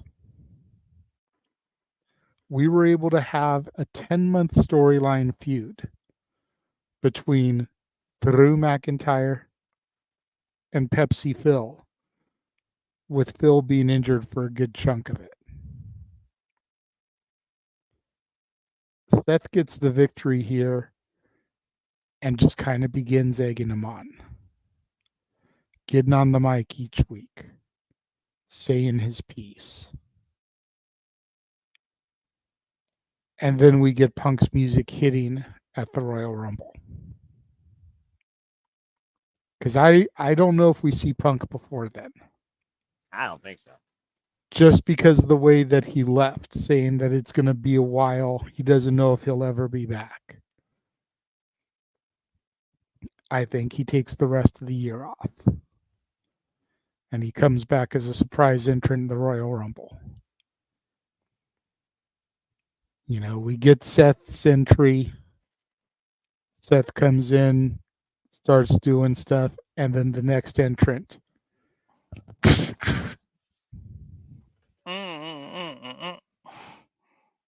Yep. You got to do it that way, back to back. You have to. Well, I mean, not necessarily, because if you look at the way the Royal Rumble could go, I could see Seth being Iron Man and CM Punk ruin it towards the very end. Nah. My fantasy booking for the Royal Rumble, Mello is 1, Trick is 2. Oh, you wrong. Oh, man. I like it. Because you want to get that whoop that Trick just like early. That's fair. That's absolutely fair. And then when number 3 comes in, do Trick Mello game work together? Or do they keep fighting separate?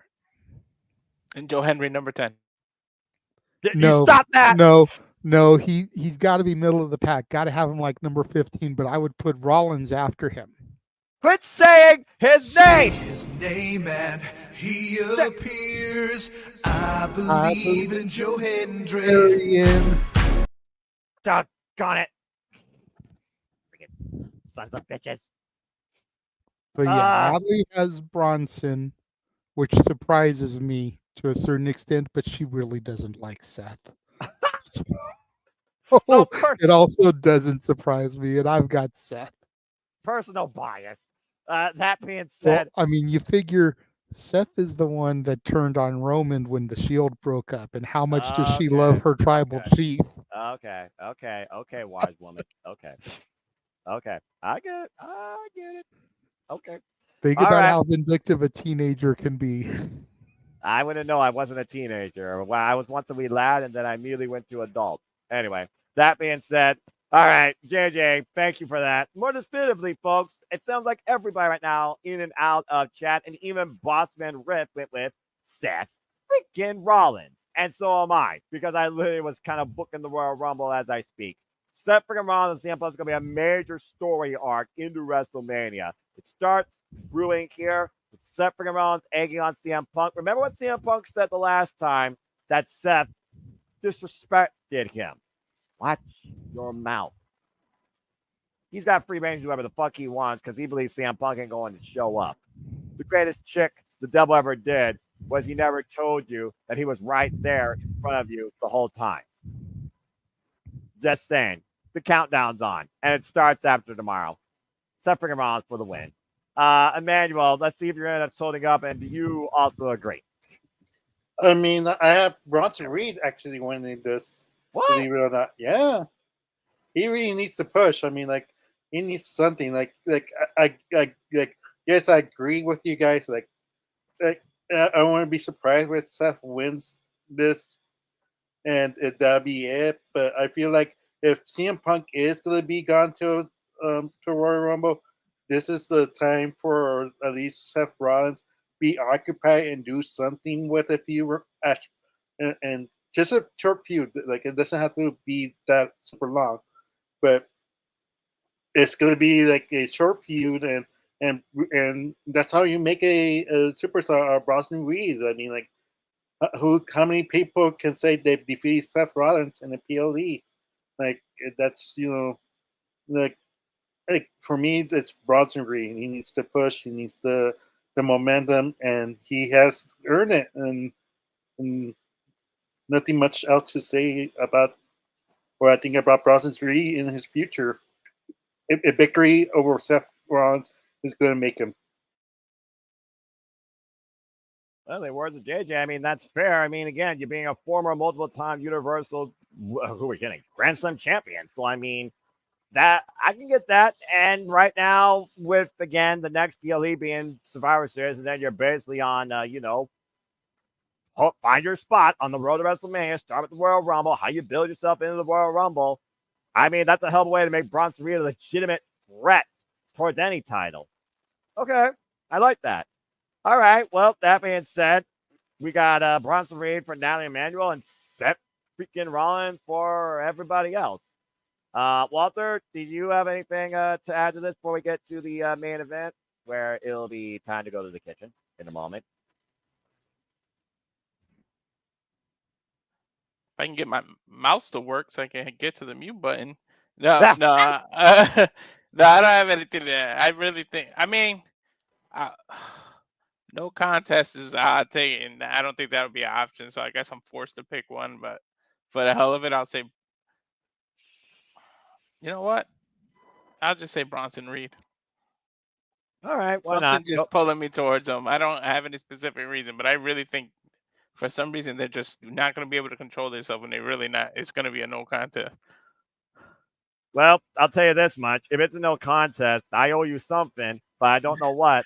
But pretty much no one will get the point. And again, people, your predictions will be made official come mark the time, noon Eastern Standard Time, literally Saturday. All right? So remember that. Again, Manuel, I acknowledge I see your hand up. What's up? If Walter gets the no contest, they'd be the only one gaining the point. Screw everybody else. He earns that point. Just give Walter a point. Is that what Agreed. you What? You want me to Agreed. break- If the thing goes to a no contest, Walter's the only person that said that, then I agree. He should be the only one to get a point there, even if he picked somebody because he feels like he's forced to. You guys are literally breaking every known logic rule I've ever done since scoring all these prediction leads since 2017 for 1 point. All right, fine. You freaking rattled my chain and my scarf. Walter, you got it. If it's no contest and that's officially your pick, you will solely get the point across the entire No DQ universe. Good luck. And sometimes a Hail Mary actually was worth something. Look at what the Dodgers did. All right. May the odds be ever in your favor. In Saudi Arabia. Allah. Good luck. All right. Well, that being said, enough talk. We've had a lot of fun. We've had some fantasy booking. We've had a little bit of mixed match chit chat. But now let's go ahead and join not the Swedish chef, but JJ in the kitchen because it's time to cook and book and see where the hell War Games is about to go. No treaty is going to be signed. I don't know if peace is going to be found. But let's go ahead and talk about what it has to be because it's Roman Reigns. What has to be? Our main event. It is Bloodline Warfare, Trios action. It is the OG, the original Bloodline. Acknowledge me. Our tribal chief, Roman Reigns. Yeet, Jey Uso, and no Yeet, Jimmy Uso. The Usos back together against Bootleg Bloodline. Solo Sikoa, Jacob Fatu, Tamatanga, Tongaloa, and as of right now, I don't think the team is literally known yet either, which is probably why all four are on this graph. So again, I guess they're keeping the original tribal chief guessing. Why again, Sikoa is still in possession of the Ula Fala. And with that, I'm not going to say another word because you know what this comes down to, folks. Cause and effect. What happens here immediately affects War Games and probably the state of the island of relevancy as we speak. Well, JJ, good luck with this. What you got winning this trios match, considering, again, it's Roman Reigns?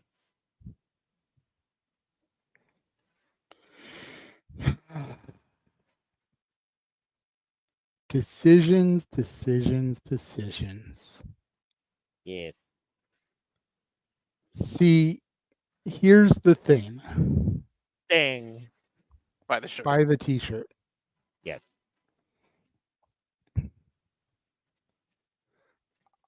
And let me just say that I sent my daughter the link to the video so that she could see us discussing this portion of the show. Hi, Nally. I don't know if she's in the chat yet. Nah, no worries. But I have sent her the link. Oh, all right. So I feel very torn on this one. And I'm going to tell you why. Talk to us.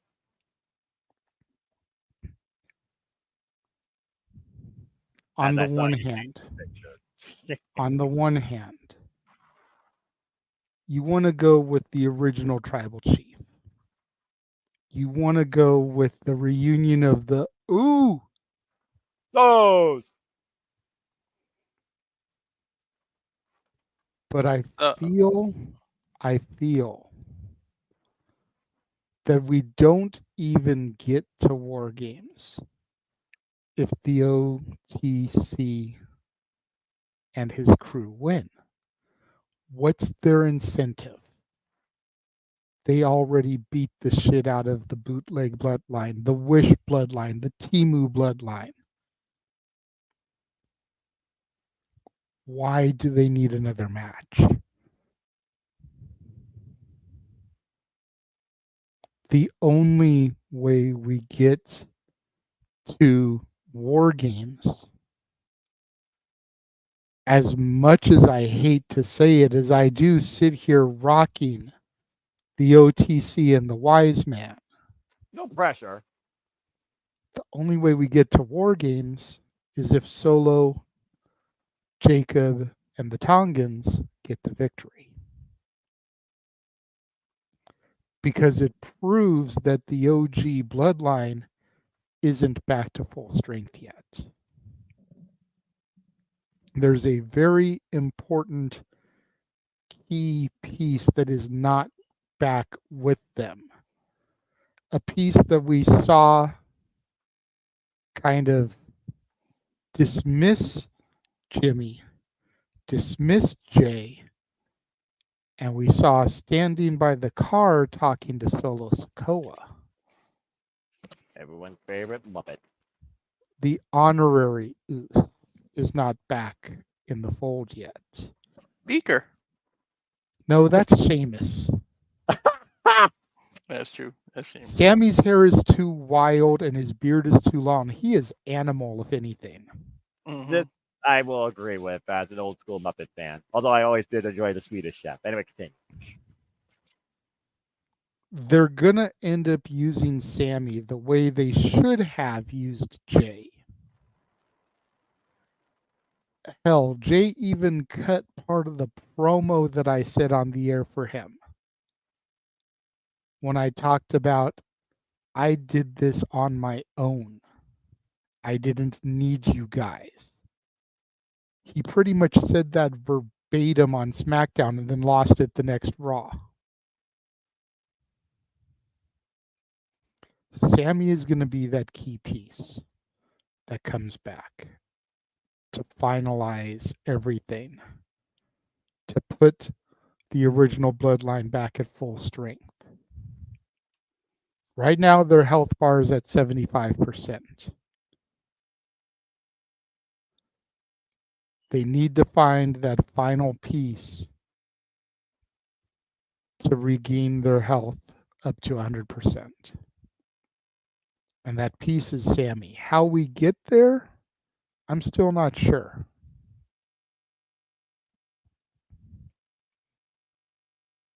Because I think it's going to end up taking, if we do 5-on-5, and I know a lot of people are saying that it should be 4-on-4 this year, and just keep it as close-knit as possible, no extra factors. That's what I was thinking, honestly. But I think the way that you get it to 5-on-5, and the way that you really get Sammy into it, is you have KO defeat Orton, or Orton win because KO bloodied the shit out of him, eliminating him from Survivor Series. You have KO costing Cody the match with Gunther. So now Cody wants a piece of KO. Cody's going to have to be part of War Games because him and the Tribal Chief teamed up at Bad Blood. KO being on the opposite side is what brings Sammy back into it. Because he feels like his friend has gone off the deep end.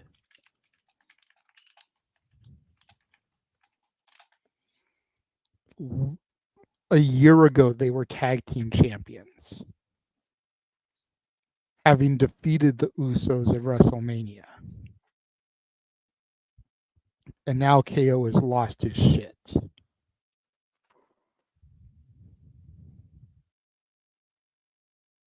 And really quickly, to Walter's point that he put in the chat, I feel like Heyman makes his return at Survivor Series. Once everybody is back together. Or at the very least, the SmackDown right before Survivor Series. See, that's what I was thinking because... Continue. Because I still feel like Paul Heyman is Nick Fury assembling the Avengers from behind the scenes. You know, putting people in the right places to make things happen. Like Natasha asked Nick in Age of Ultron, when her and Hulk were starting to have like romantic tendencies. You know, she asked him if he knew this would happen. And he's like, you just kind of put the pieces together and hope for the best. Paul Heyman is behind the scenes right now, putting the pieces together, pushing people in the right spots so that this can happen. So that you can hear, ladies and gentlemen, my name is Paul Heyman at Survivor Series. And everyone lose their shit because they haven't heard it before then. Despite the fact that they are being handed a fucking silver platter on Wednesday night to do something. From an arena that he made home for almost a decade.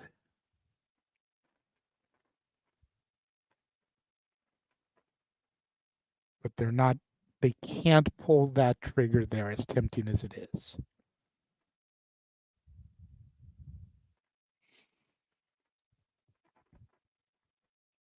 I have the bootleg bloodline getting this. And Natalie has Roman, of course. You better hope Natalie wasn't listening. This is why I sometimes dread going after JJ. Him and I have this weird connection, and we just know each other's thoughts. Like, there's a reason why I sometimes lobby between you two when it comes to main events, because one's going to try and speak similarly to the other. And with that, I mean, look how close our names are. I know. Rage of Wrestling, Renegade of Wrestling, Rage and Renegade, R&R, a whole different form of R&R versus the opposite of wrestling relaxation. And that being said, it's the main event, so everyone's going to speak their piece because that's what I do at City Disney, and I'm saving my thoughts last because I'm simple. But that being said, Walter, because we're going crisscross, JJ has set the ballot to bootleg bloodline. What else do you guys say regarding that? Or do you disagree? I 1000% agree, because how else? What would be the point of going to War Games if they already beat them? You gotta give them a reason, and there's a reason. There's only 3 on one side and 4 on the other, so that you can get the 4th to join, or the 5th, or whatever you're gonna do for War Games. So everything he said was spot on, and I 100% agree. And that's exactly what I was gonna say. I was like, there's a reason it's 4-on-3 at the moment. They're not. The Avengers have not all fully assembled. Not everybody has come back from the snap yet. All right. Well, that being said, Emmanuel, who's tired of Bloodline storyline, let's acknowledge real quick out of nowhere the other Dominguez that might have something to say regarding this. Hello, Arlene. Boy, did you pick an opportune time. And she didn't even have to say ladies and gentlemen. But that being said, Arlene, I see you.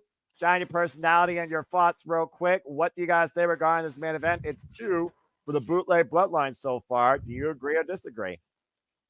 I also think the bootleg bloodline can win. Bootline. Gosh, I know. I'm like, but I see a betrayal within the original bloodline. I see, and I know my brother says I'm crazy. Huh? Nothing. Continue. Oh, okay. My brother says I'm crazy, but I've had this theory for a while, and I can see how maybe someone could come in running down the ramp to try to save this person. I think Jimmy is gonna turn on Roman and Jay. What? And here's why. Since he's come back, the way he's been acting seems off to me. He comes and he's like, I'm here for you, Roman.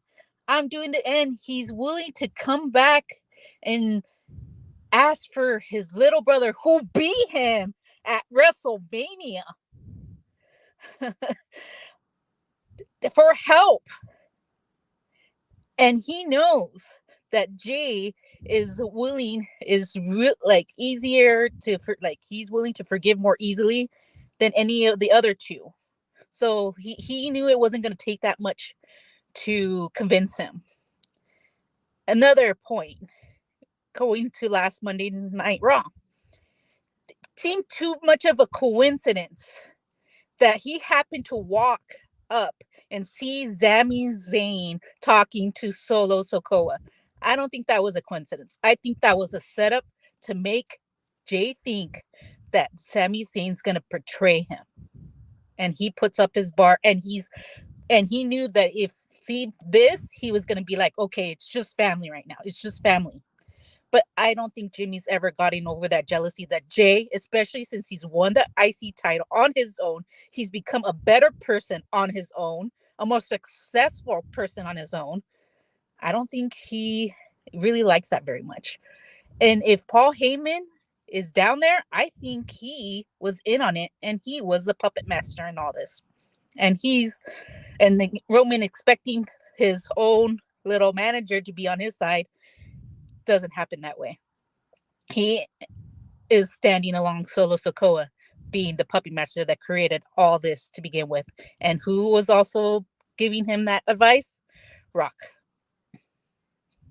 Really hot take. I know. My brother says I'm crazy, but I was with you until you said that Paul Heyman part. because like right now, like they don't have someone that's a good talker. Solo's like kind of starting to do better, but they need that manager heat. And until Rock comes back, I think Paul Heyman's gonna have to take that role. And it's true because Paul Heyman's never been like face either. He's starting to get all this cheer. He always goes back to heel. He did turn on Brock Lesnar too before. But Yeah, Roman and I think Paul, that's- I feel is different, and I'm just going to leave it at that. But please continue, because And so I feel like when Jimmy attacks Jay, this is where you get Sami Zayn running down the ramp and trying to save Jay. And that's how you get the other one. How do you get Cody involved? Until we meet again is that one comment. Jay convinces Cody to help them to join 4. with that being said, she's got bootleg bloodline for those that got lost in the Twilight Zone fantasy booking of everyone going heel. That JJ is like, why you invite everyone to turn heel? Okay, well, thank you for that, Arlene. As much junk as people thought, what she just said made a lot of sense about Jimmy, and it's funny that funny that he's the one that caught Sami Zayn talking to. It is funny, so. I mean, there's a lot of validation to her logic, if that makes sense in some weird way. But you want to talk about literally taking a right at Albuquerque when you should have taken a left. She did that. Okay, then. Well, that being said, before I give any further thoughts or anyone else's secondary thoughts, Emmanuel, it's on you, where your headline is tired of the Bloodline storyline, but like the song, this truly is a never-ending story. So as the gift goes, deal with it, bruv. What do you guys say regarding this? And do you agree with everyone else, regardless of your booking and your, your grievance? Do you believe Bootleg Bloodline's going to win? Yeah, I mean, like it has to be the Bloodline. Even though, like, my prediction from last BLE did not come true when Roman Cody defeated Solo and Jacob. I mean, like, for me, like, it had been more impactful, like for them to have back-to-back victories, showing like, wow, like it doesn't matter who Roman picks as a tag team partner or as an ally. That bootleg bloodline is dominating and owning Roman Reigns, like, and that's the point. Like we want to build future stars, and right now the bootleg bloodline doesn't feel like that. Like beside Jacob Fatu, that who's holding the fort, like who's making the team relevant. Like I feel like this is more for the bootleg bloodline. If not, this is it. Like fire the Solo Sikoa, like fire the Tongas, and keep Jacob. but other than that, like let them go. Like fire them. There's no point in having them in this storyline. There has to be an end game. Like I get that it's gonna be leading to war games. It's like one of those things. Like like for me, it's like it's been 3-4 years of the bloodline seeing this Roman Reigns domination, or taking the television for 45 minutes. It feels like each and every time I see Raw or SmackDown, and it's for me, like I have not jumped in that train of Roman Reigns acknowledging them. Like I'm like the anti like follower. I was never seen a fan. Once. I get it.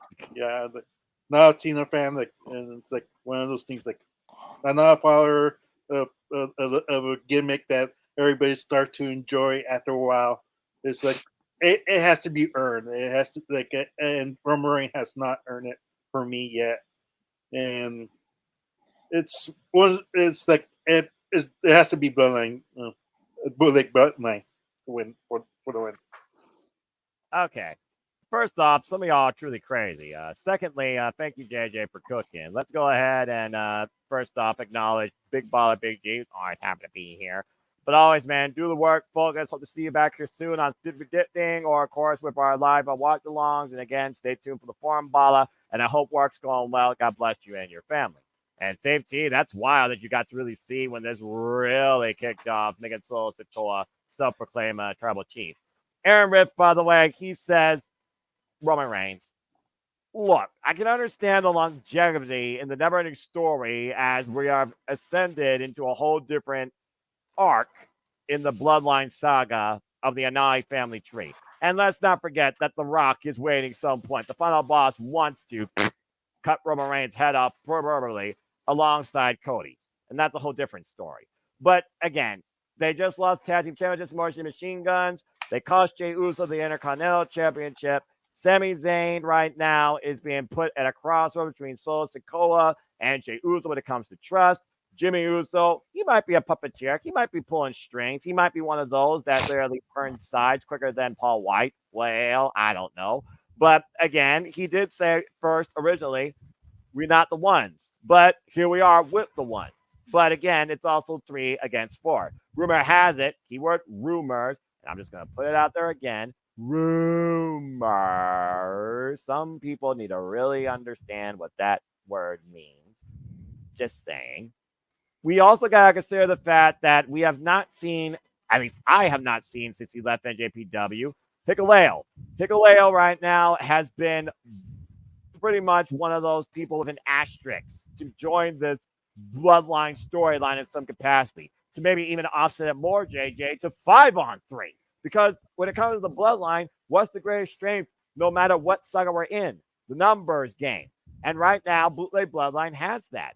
But I do think with the fact we're in Crown Jewel and Sami Zayn's probably the most lovable, welcome individual in that country from the entirety of WWE, you got to get him on the show somehow. And I think that's the big angle you end with. To JJ's point, I think they're going to stick to the 4-on-4 dynamic. And I think they're going to bring Sami Zayn back in as the honorary Uso. While I do think the Jimmy Uso turn could be a good angle, if they're going to pull that trigger, it's going to be at War Games to really try and set up something big into WrestleMania. But you just cost Jey Uso the Intercontinental Championship. He's back from singles to tag and trio, which I still have mixed feelings about. You can go learn more about that on JJ's show for the Love of Wrestling, folks. We talked about that Monday Night Raw. But simply put, I got to go with Bootleg Bloodline here because if they don't win, then you got to consider the Bloodline storyline, at least bootleg-wise, over. Because the only other thing you can do after that, Jacob Fatu takes out Solo Sikoa and takes over. And then maybe King Haku comes back, and we turn this whole thing into a whole different Savage thing. But I just don't see that happening. We still haven't even seen Rikishi get involved here, besides the Twix. And Twix don't mean jack shit. So I got to go with Bootleg Bloodline for the win. I acknowledge JJ, and I acknowledge those that go against the ones that are the ones for this match. I love how we all got to the same point, but different directions. Yeah, but ultimately, let's be honest here, Walter. We know the end game. It's just a matter of coming to a theater near you or a town near you, domestically or internationally. Bootleg Bloodline is going to get buried. Simple as that. All right. Well, that being said, great job, everybody. Great conversation. Great fantasy booking. Love that Arlene got to come in here and give her Twilight Zone, Twisted Mind, Quad Sex Files. And of course, always appreciate Emmanuel, even if he's tired of this storyline. I'm sure others acknowledge that and agree with that too. Always appreciate JJ and Walter when they cook, when they agree, when they disagree, and I'm just happy to moderate. It's so much more fun to moderate versus participate, but I always give my thoughts as well. So again, folks, what do you think is going to be the biggest angle out of Crown Jewel? Who truly is the Crown Jewel? And what do you hope to see come out of tomorrow's show? That is now today here on the East Coast. Let us know. in the comments down below, or let us know your final thoughts here in the chat. You still can PayPal or Super Chat if you want to donate, to dictate. It's entirely up to you. And everyone, again, stay tuned for the forum once the stream concludes in the comments section down below of each stream on my YouTube channel and on NoDQ social media platforms, including the Twix. And again, I thank all of you. Before we go, thank everybody for tuning in, and good luck to everybody, including Natalie and Bossman Riff, who just clearly threw it in. I appreciate that. Hey, what are you doing if you're not trying and just having fun? Let's go ahead and get everyone's plugs and get to sleep and get out of here before we have to call this crazy event. Arlene, thank you for dropping in. Again, stay tuned for the forum and YouTube to make the official. Anything you want to plug and promote? You muted. You muted. You muted. I said no. No, but I just want to say that if I'm wrong, I'm wrong. And if I'm right, I just want to hear Noah say that I was right. That's all I want. Oh, good grief almighty. There's enough craziness in the predictions already of what we just made official with Walter. So, fine. I'll make it official. If you're right, I will acknowledge it on air. Good luck. You're crazy. God bless you. We love you. If she's right, we both, all of us, whoever's doing the watch along, all of us got to put our ones in the air for her. Oh, Jesus. Oh, yeah. I didn't sign anything for this. Just putting it out there. All right. Anyway, Emmanuel, you may be tired of this Bloodline storyline, but you're still doing with it and predicting on it. So you got some sort of acknowledgement in it. Appreciate your takes as always. Anything you want to plug and promote? Yeah, like don't get Spectrum, because that my internet. Other than that, like just look for me at Emmanuel Dominguez. Like if you know what my jail reference is about, check my picture at Instagram. It'll explain right there. EDM7324. Fair enough. We gotta get this. We gotta get these two to grab it. They definitely deserve it. God bless both of you. Walter, again, you really have stepped up to the plate when it comes to productions and funding and just really being an integral part in the Simple Audible Studios. Forever grateful for what you do. Anything you want to plan promote, where can people find you? And I know, JJ, I know. Yeah, of course, on Twitter at Walter Alex Cruz. My Instagram, Walter.Cruz.940. And of course, the Rage of Wrestling YouTube channel, where we got a little over a month and a half to try to get me to at least 100 by the end of the year, so that the crew can try to make me do, you can see the devious minds, and I can see what JJ's mind ticking now. So whatever they do, I'm gonna have to do within reason. Remember, I don't have too much room in this living room, but I got to do what they say, and I guess the majority. So if we can get that there, that'll be fun for whatever, and I guess that'll be the moment. In this moment, you know. But yeah, that's it for me. All right, well, you're crazy. And as someone that tried to do a spin moving on carpet, I can only imagine what everyone else is going to have you do. So good luck to you. JJ, again, man, it's always a party. It's always a blast. Fantasy booking, predicting, and calling stuff with you. And whether or not you're here for the call that literally is in about 12 and a half hours, I know that you're going to have fun with this show. And, of course, your show that you moderate with the Saturday Night Shenanigans making a return, too. But besides that, anything else you want to plug up above, where can people find you? You can find me on Instagram, the Renegade JJ Williams, on Twitter, ROWJJ Williams, YouTube, Casa T18 Studios. I just really want to plug tomorrow the watch along. Make sure you guys tune in. Make sure you guys show these guys support. I will be there for the pre-show, but I won't be there for the actual call. That will be our Simply Reliable duo of Walter and Noah. But I should be home in time for the shenanigans. I may need one of you guys to do the hot tag and start things for me. But other than that, everything should be. Just looking forward to coming back. There's a lot of stuff this week to discuss from the shenanigans, WWE ID program, the announcements of the departures today. We've got Vince McMahon supposedly starting his new entertainment company that's not wrestling related. That's news. You've got new AEW Tag Team Champions. Ruby Soho gave birth on Halloween, so congratulations to her and Cool Hand Angelo Parker. Lots of stuff to be discussed this weekend, so make sure you join. It's not all going to be negative. Yeah. Again, it's a lot more tomfoolery and positive for those that actually tune into that show. And JJ Yes. endures the madness. God bless you. Yes. Yes, And man. for anybody that doesn't tune in tomorrow, let me just go ahead and say, make sure you get out there on Tuesday and make your voices heard. You're not going to get a political advertisement from me telling you who to vote for. I hate those advertisements. Just go out there and make your voice heard. You've got no right to complain about the direction of the government if you don't cast your votes. Period. Simple as that. Simple as that. That's for darn sure. All right, Emmanuel, I acknowledge. I see your finger up. What you got to say real quick? Yeah, just a special about the releases. If you could like indie hardware, buy her shirts. If you could like buy the merchandise, that's the reason why they bring money. Like cheer for him, woo for him. If you don't do interaction, that's why they release them.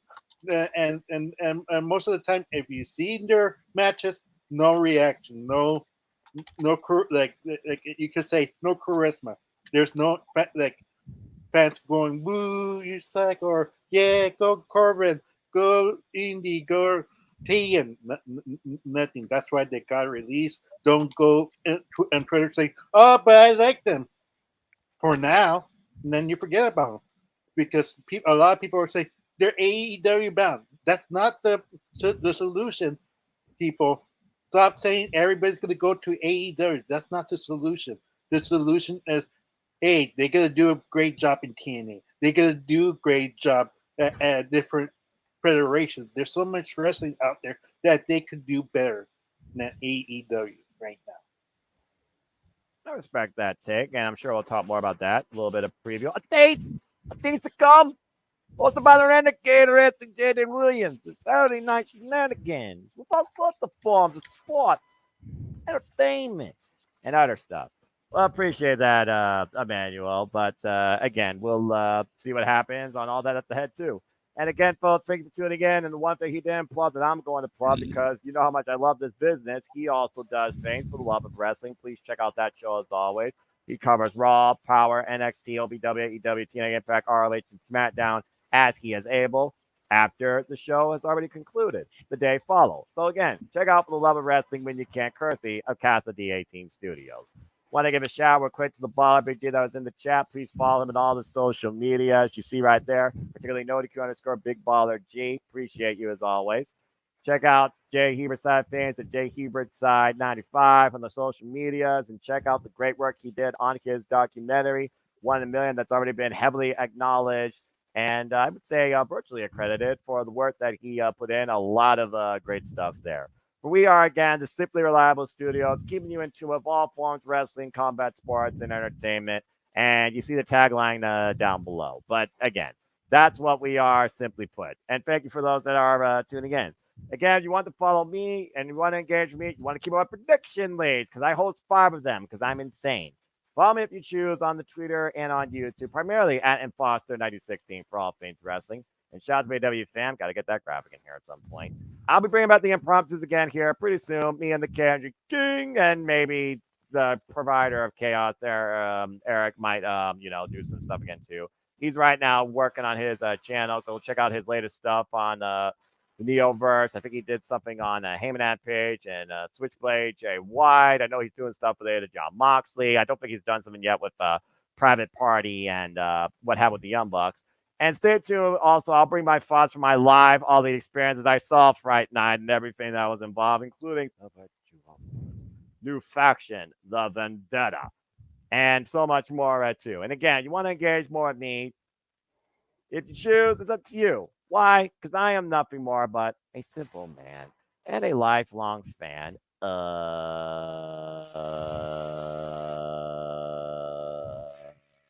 2 hours later. Burn! professional wrestling, damn it! Who only wishes to encourage and remind you there are no winners, no losers, no betters, just fans of opinions with this passion we all share. At the end of the day, folks, support one another, respect each other, protect your mentality too, treasure your families, and just enjoy life and enjoy professional wrestling. It's truly as simple as that. With that being said, thank you so much once again for tuning in to Simple Arrow Studios in this edition of Super Predicting. Please subscribe, comment, tell a friend, hit the bell if the video goes live on demand on any of the social medias here, Chris Bible Studios. Hit the subscribe button. I assure you, as long as you keep supporting us, our creativity, our content, and our passion will not let up anytime soon. Again, there are plenty more Super to come as November just started. We, of course, have AEW Full Gear, TNA, Turning Point, WWE Survivor Series, War Games, the next NXT and ROH show yet to be announced. And we are reaching the end of these prediction leagues. So make your predictions matter, whether it's WWE, NXT, AEW, TNA, or ROH. That is all 5 leagues that I host. And again, thank you all for tuning in. So, damn right, we don't digress anymore. This man made sure of it, and that is official, folks. But again, I think I've ran enough. I've talked enough. I've branded enough. We shilled enough. We fantasy booked enough, too. I know that on the East Coast, people are ready to get some Z's. And I'm sure the West Coast is getting close to that point as well. So I think now I'll bid you all fine adieu. And in British Game Show fashion, for the man tired of the Bloodline Storyline Manual, say goodbye. Adios. For the other half of the Dominguez sisters that will always butt heads and rarely agree, Arlene, say goodbye. Buenas noches. For the Rage of Wrestling, Walter Cruz, the hardest working man right now in YouTube on the production side, say goodbye. Adios, my brothers and my mamacitas. And for the Renegade of Wrestling, JJ Woods, with a bit more sense than him when it comes to that freaking logic, please say goodbye. Bye, guys. Bye, Hey, guys. guys. And again, it is a goodbye for me. So we will see you for the watch along pre-show countdown series at some of our studios. But until then, as always, I leave you with this line and this encouragement. And again, thank you for tuning in. And for safety, apparently, he also says goodbye. I'm starting a trend now, apparently. Make a positive impact in life and have a good night. We will see you very soon to find out who will be the first ever Crown Jewel. Have a good night, folks, and thank you for tuning in. Bloody hell, freaking. It's a wonderful day in the studios. Wonderful day. God almighty. 50K, dynamite chest plate full of political banter. Freaking. I'm not going there. I'm already tired enough as it is. I'm tired, I'm cranky, and I work with children. I'm going to bed. All right, have a good night, folks. Damn it. Luis de los Muertos to everyone except Ernesto de la Cruz. Fuck that guy. And he doesn't digress on that either. I gotta get like official graphic, like I said, the producers here at the bottom for the 3 people that actually make this thing possible. For Walter and JJ and myself. And I don't put myself on any banister. But I guess more people need to know that. Acknowledge if you choose. Goodbye, goodbye, good night, buenas noches, arrivederci, and every other way you can say goodbye here in the world. Ciao. Adieu, adieu, farewell, goodbye. Yes. Farewell, goodbye. No, that's it. I'm pushing the button. That was the straw that broke the camel's back. And stay tuned, folks, for the forum, like I said, immediately following this video too. Adieu.